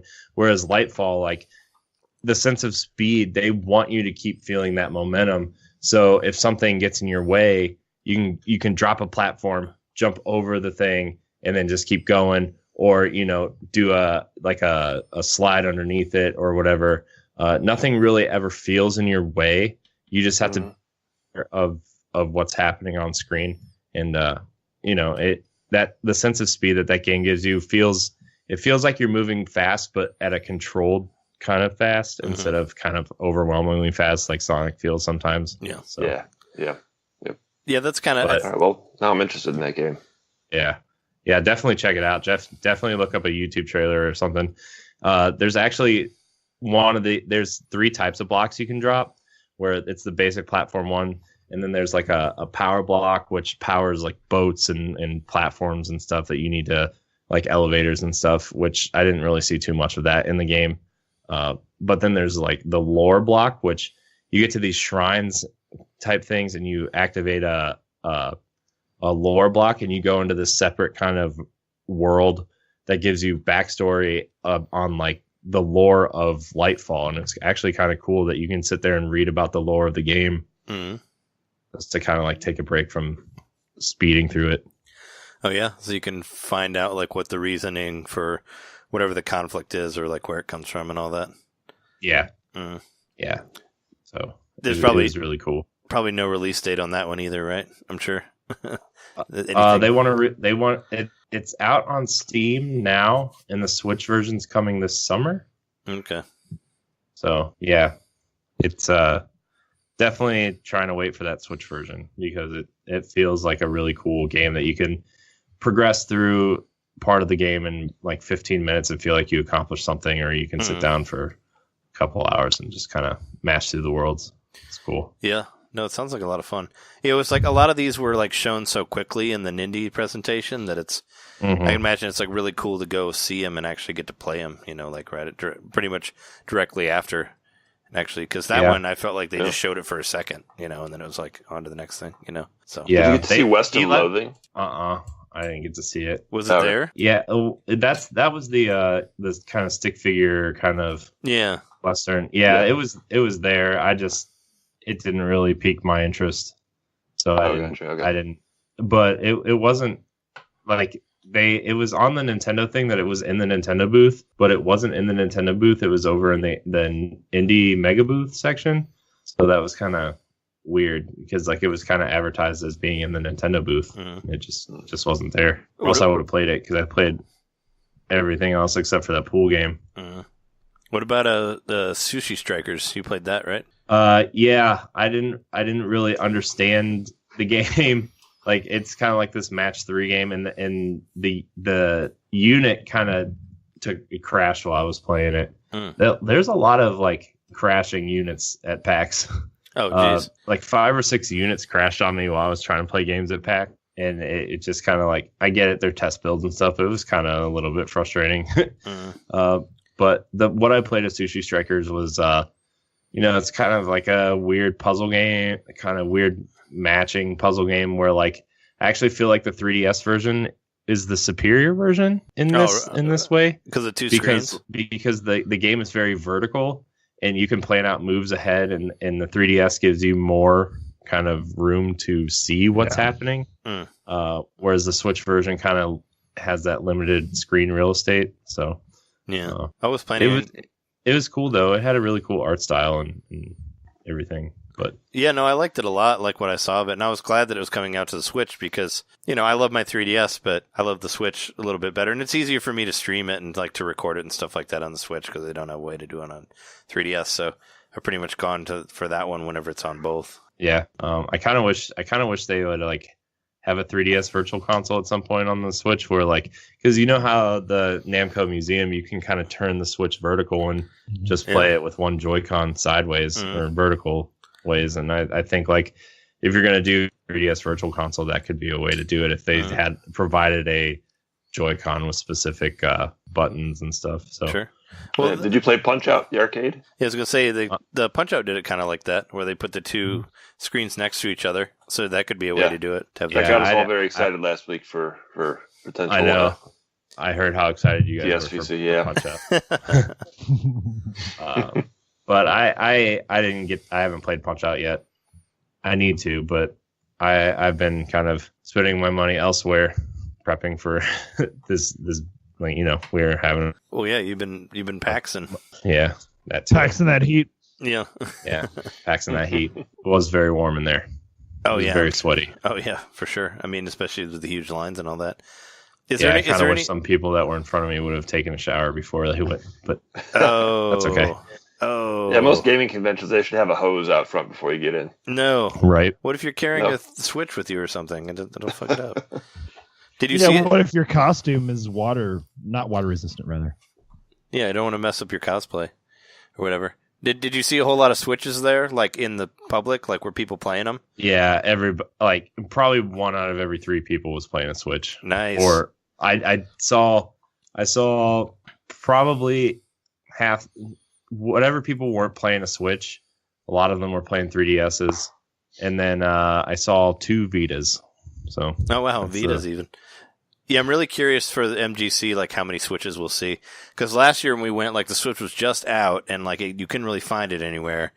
And now it's been like a year later with it being like a hot system and all that. I'm really excited to see how many I'll see. Because you don't really see. Makes me wish that they would continue the Street Pass with Switch. Right. Yeah, that was always fun to go to a convention and like for the longest time I had Street Pass. Like 3 friends, 5 friends on my 3DS, and then in an instant when I went to one convention, it blew up and got totally full. Yeah. Yeah. Yeah, I did that. Yeah, it did that for MGC too. No, I was just saying. Did you bring your 3DS with you for PAX East? Did you try that out? I took my 3DS and my Switch, but I didn't take them with me into the convention because first of all, the bag line was about an hour and a half long to get into the convention if you had a bag. Yeah. We just decided okay, well, we're just not going to take a bag because we can walk right in. So. I mean, I kind of wish I had my Switch when I was standing in line, but there were points where I was like, I'm here to play these games. I'm not here to play my Switch. So sure, right? Yeah, true. Yeah, but the Street Passes. Street Pass. Sorry, 3DS. That system's about to be retired. I think. Well, I don't know. They have games like slated through 2019. So. I know, and like some of my favorite games are coming, like Luigi's Mansion and Bowser's Inside Story. 3DS. Yeah. I'm like, oh man. Yeah, I think Bowser's it's just so confusing that those are coming out in 2019. Like those are finished games on other systems. Like, why are you waiting so long to put them out? Well, just give me Luigi's Mansion on Switch Virtual Console. I don't even care. Copy paste, whatever. Save as. Yeah. Well, I mean, Luigi you could, but. Bowser's Inside Story you can't really do on Switch because a lot of it's like 2-screened and it's just made for that. But I don't know. But yeah, I'm definitely gonna miss that. Is there any games that we were forgetting? I know there are a couple that you played that I don't think we really need to talk about, like Hyrule Warriors. I don't really care about that game. Yeah, I mean, I saw the Breath of the Wild costumes. They look cool, and I played as Zelda a little bit, and it was, like, she's cool, but I mean, it's Hyrule Warriors. Yeah. Travis Strikes Again was really cool. Oh yeah, I forgot about that one. Let's fucking talk about that one. Like, that one's awesome. Yeah. Yeah, it kind of felt like if Devil May Cry, like, and Bayonetta and Batman Arkham, that combo system kind of merged together into one fighting style and kind of went top down. Oh wow. Where, like, you're pulling off all these stylish moves and stuff, and then if there's another guy near you, you automatically kind of gravitate towards that guy and, like, kind of continue your combos, and it looks really cool. And the level designs were pretty cool. You know, it kind of looked like if Tron and kind of like the Matrix kind of merged into one, the level I was playing at least. It was really cool. And the cool thing was, like, while I was in the Nintendo booth, Suda51 was there in the Nintendo booth and just picked up a controller and started playing with one of the fans. And then as soon as that happened, like, a huge crowd of people kind of swarmed him.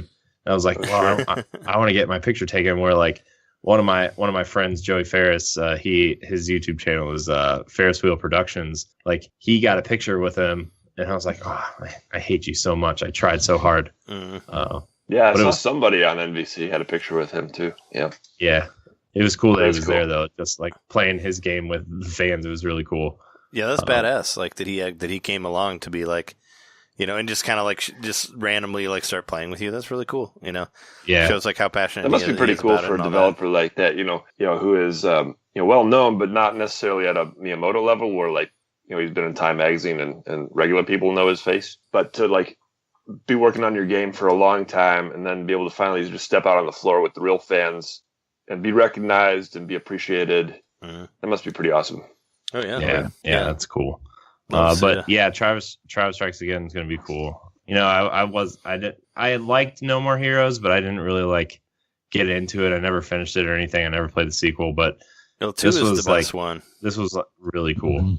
So yeah, I'm glad to hear that, because I heard a preview recently that said, "Don't get your hopes up." Basically, they were trying to, like, temper expectations because people were saying, "Oh, it's like another No More Heroes." So it's not, though. Yeah, it's not. It's not really No More Heroes. It's not No More Heroes 3, but it is a sequel to 2. But it's not a proper No More Heroes. So, like, it's more of a top-down kind of action game than a kind of like a whatever No More Heroes 1 was, kind of like a semi-open world where you do random tasks for people. You kind of get sucked into these random video games and you fix the viruses that have infected these games. So depending on what game you get sucked into depends on the action that's happening on screen. So it might be a little bit different depending on what level you're in. So that's kind of the hook of the game, and it's co-op. The whole game is co-op, so that's cool. You should really play No More Heroes 2, because No More Heroes 1 wasn't really that great, but I loved 2. Like, 2 was my favorite out of all of them. Was 2 the one that had the, like, open world, like, map where you, like, went from place to place? Well, they both kind of did, but in 1 you, like, had to do, like, Grand Theft Auto, where you, like, drove a car from one to another, but there's nothing there, so it was a complete waste of time. Whereas, like, didn't he had a bike or something, right? Yeah, he has a bike, but in 2, it's like set up like Mario World, where you go from, like, one to another. Yeah. No, 2 was way better because they cut out the stupid open world that made no sense, and, like, you know how you would have to do jobs and stuff in the first one to make money. They basically made those jobs into 8-bit games, like into retro games that you play, so it was a lot more fun. And the story made more sense. Like, 2 was awesome. Like, I loved 2.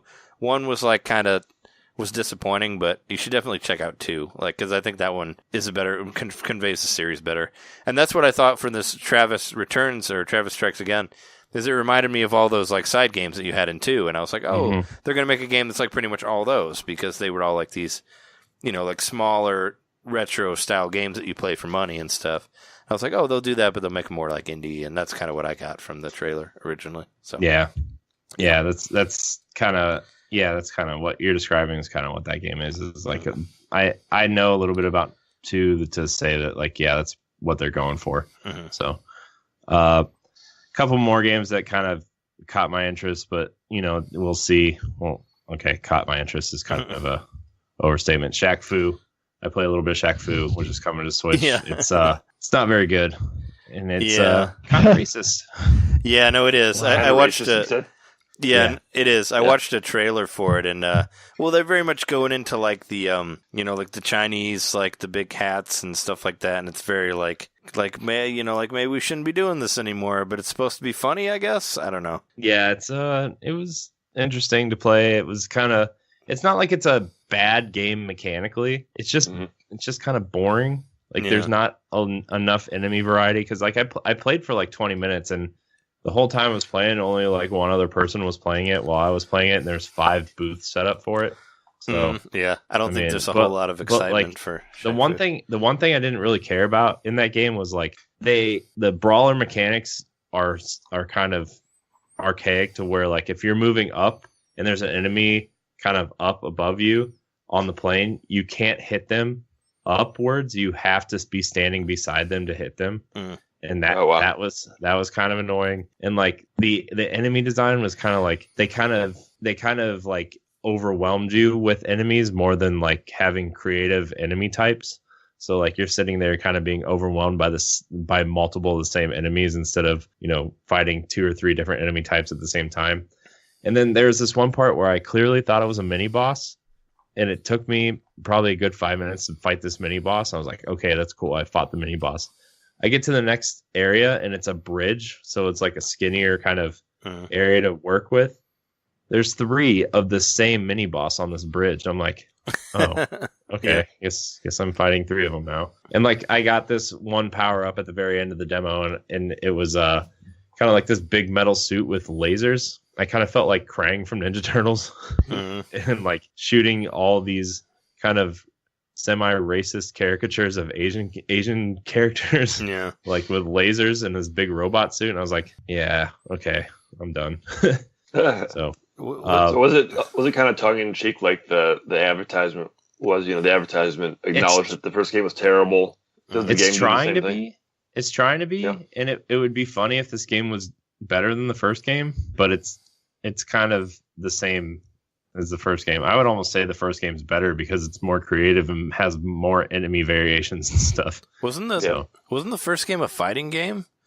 Or was the boss battles were fighting games, but it was also a side-scrolling brawler until you got to the boss battles. Yeah, I have the game, and I haven't really played it. But it must have had like a 2-player one-on-one fighting mode.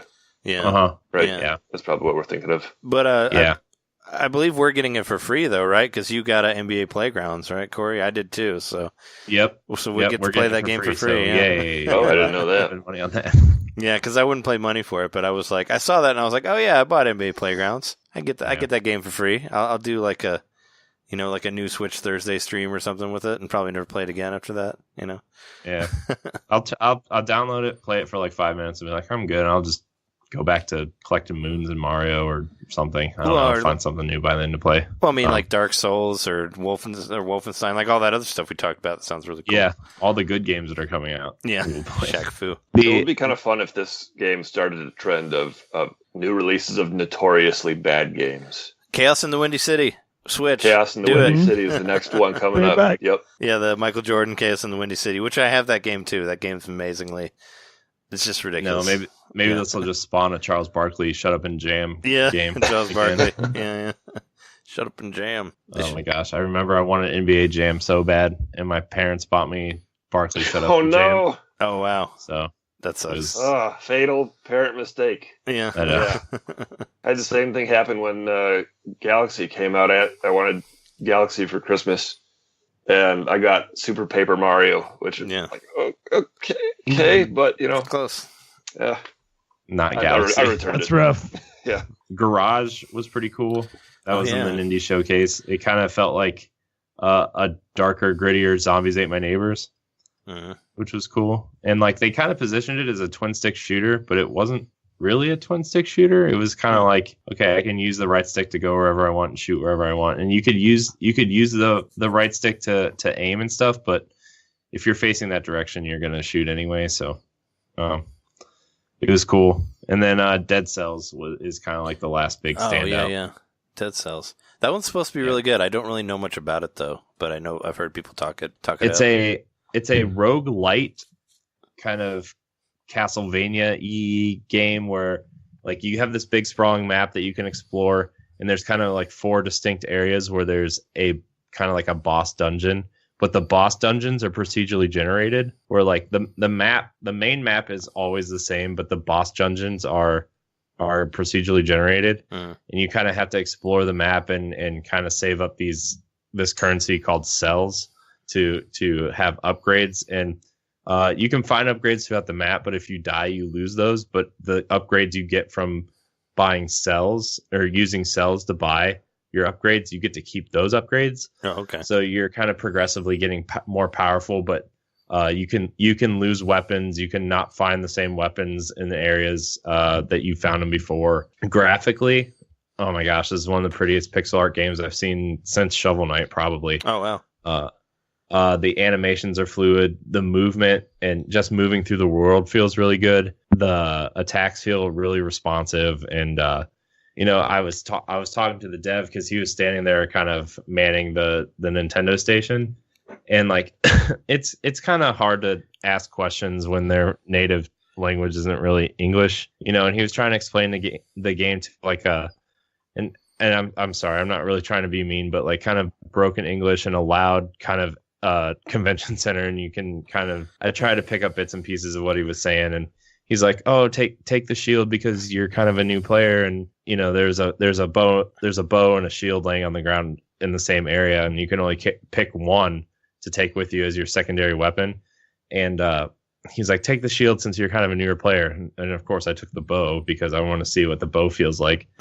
And I kind of die within like 5 minutes. And so I took the shield the next time, and the shield actually really helps because you can parry attacks back to people and, kind of use it as a secondary maneuver over the bigger enemies where you can kind of jump on the shield to roll over the enemies. So that was kind of like a cool catch to it. So Dead Cells is definitely something you should look out for if you're into, I'm not really into roguelikes or roguelites or anything, but this game I went from not caring about this game at all to probably a day one purchase because it felt so good to play. Oh, okay. Yeah, I don't really know much about the roguelite, whatever. But I just had heard people talk about it, so I was like, oh, a lot of these Nindies are just kind of like, we'll see when it releases and how it compares to whatever else is coming out at the time, and I'll probably end up getting it if there's nothing else huge, or if they don't all release on the same day or something, But it would be really nice to see release dates for them. I mean, I don't know why they haven't, but I don't think any of them have gotten the ones that are supposed to come out in spring, which is like now. Yeah, the Dead Cells guy kind of said that like Nintendo kind of likes to manage they kind of have like they kind of put the indies where their big game, like the big AAA games aren't coming out, and then the high profile indies will kind of fill the gaps. Yeah. So like, Donkey Kong, Hyrule Warriors, and Dark Souls all come out in May, but there's that 1 week where they'll probably fit some sort of high profile indie in there. And the Yacht Club guys said the same thing, where like they're trying to position a release date around how Nintendo's kind of releasing their stuff. And then they'll kind of wiggle their way in wherever. But cool. Was there anything else you wanted to say about PAX East, or was that most of the games? That was most of the stuff coming to Nintendo. I think I covered everything coming to Nintendo. The only other game that I would say keep an eye out for if you have like an Xbox or something, which was originally an Xbox exclusive, but they said Xbox first, other consoles to come, and I bet that's because the Switch has taken off and they want to put it on there, is Below for Xbox. Okay. It's kind of like a Zelda light kind of survival game where you kind of have to manage food and water intake, but it's very exploration heavy. With you just put headphones on and listen to the music and kind of explore this world. There's some enemies in it, but they're just these little kind of black fox creatures that kind of crawl around the world, and you collect the light from them to open doors and stuff. So Below is really cool. Cool. Did you play that Logos game or whatever it's called? Decay of Logos, the Zelda like? Was that there? That's a Switch game too, right? It's coming to Switch at some point. They're releasing on PS4 first. I did forget to say that. It's cool. It's got a really cool art style. The weapons are cool. very, very Breath of the Wild-esque, where down to like it has what's called shrines and then the big dungeons like the Divine Beast. Like the art style, I would say, is kind of a sharper version of Wind Waker, kind of dark. If Wind Waker had a darker tone to it, but very exploration heavy. The mounts are cool.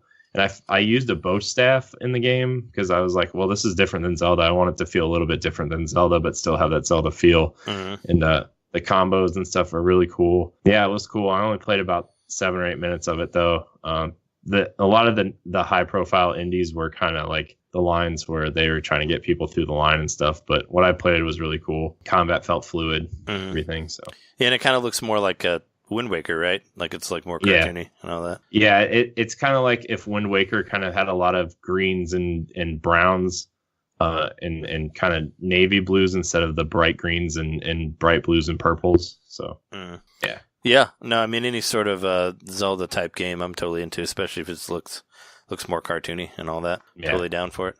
Yeah, it was definitely really cool. And then Guacamelee 2 was really good too. And I'm sure that'll make its way to Switch at some point. I hope so. I mean, Guacamelee 1 was on Wii U, so I would have figured it would find its way over. Yeah. Cool. All right. Yeah. Well, so PAX was awesome. If anybody gets a chance to go, like I would try to make it at least one day. I would try to go the first day because it's usually the least busy.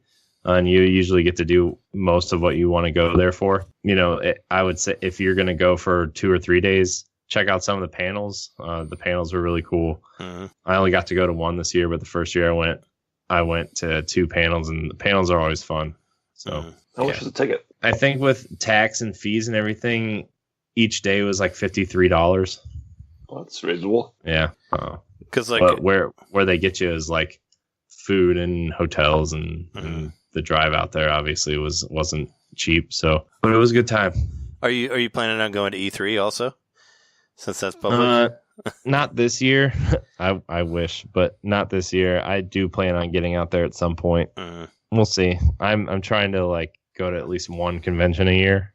For sure, yeah. On. So yeah. But PAX is the one to go to. I think E3 is more like, as excited as I would be to go to E3, I think PAX is more consumer friendly, where you actually get to sit play the games and actually get to talk to the people making the games and stuff. Whereas E3, I feel like would just be like, oh, I'm going to stay in line for 4 hours to play, I don't know, whatever's there.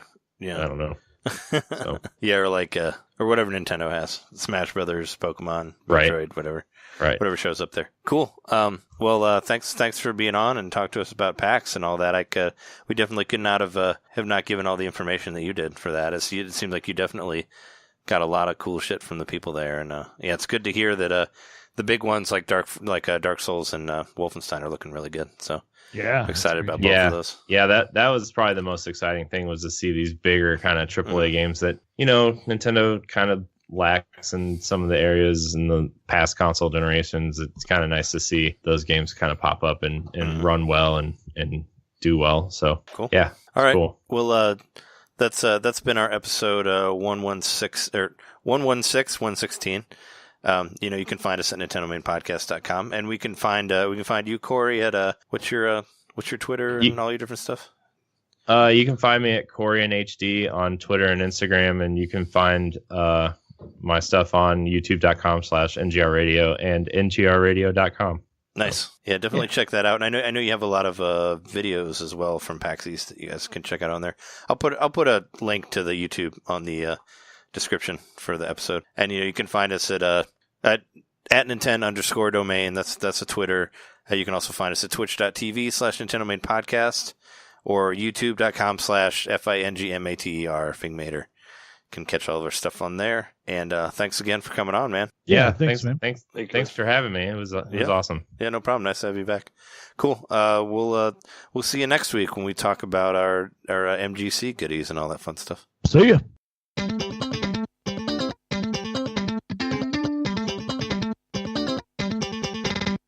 No more heroes, it's Kira, be Kira, catch a nobody but yourselves, nothing less to do. No more heroes, no time to stand still if you're gonna be number one. Travis, it's kill or be killed.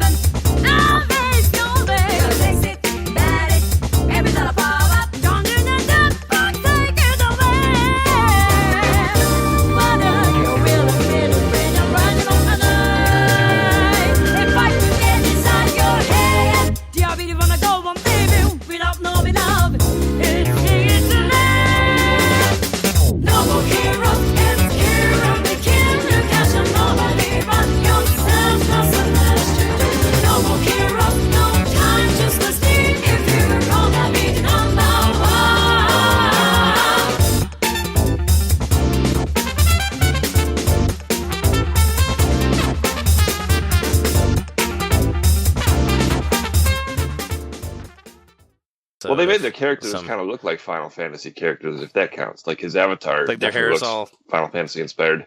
Their hair is all poofy and crazy, right? And they all look like girls. How many zippers did he have? Yeah, right. Way too many zippers.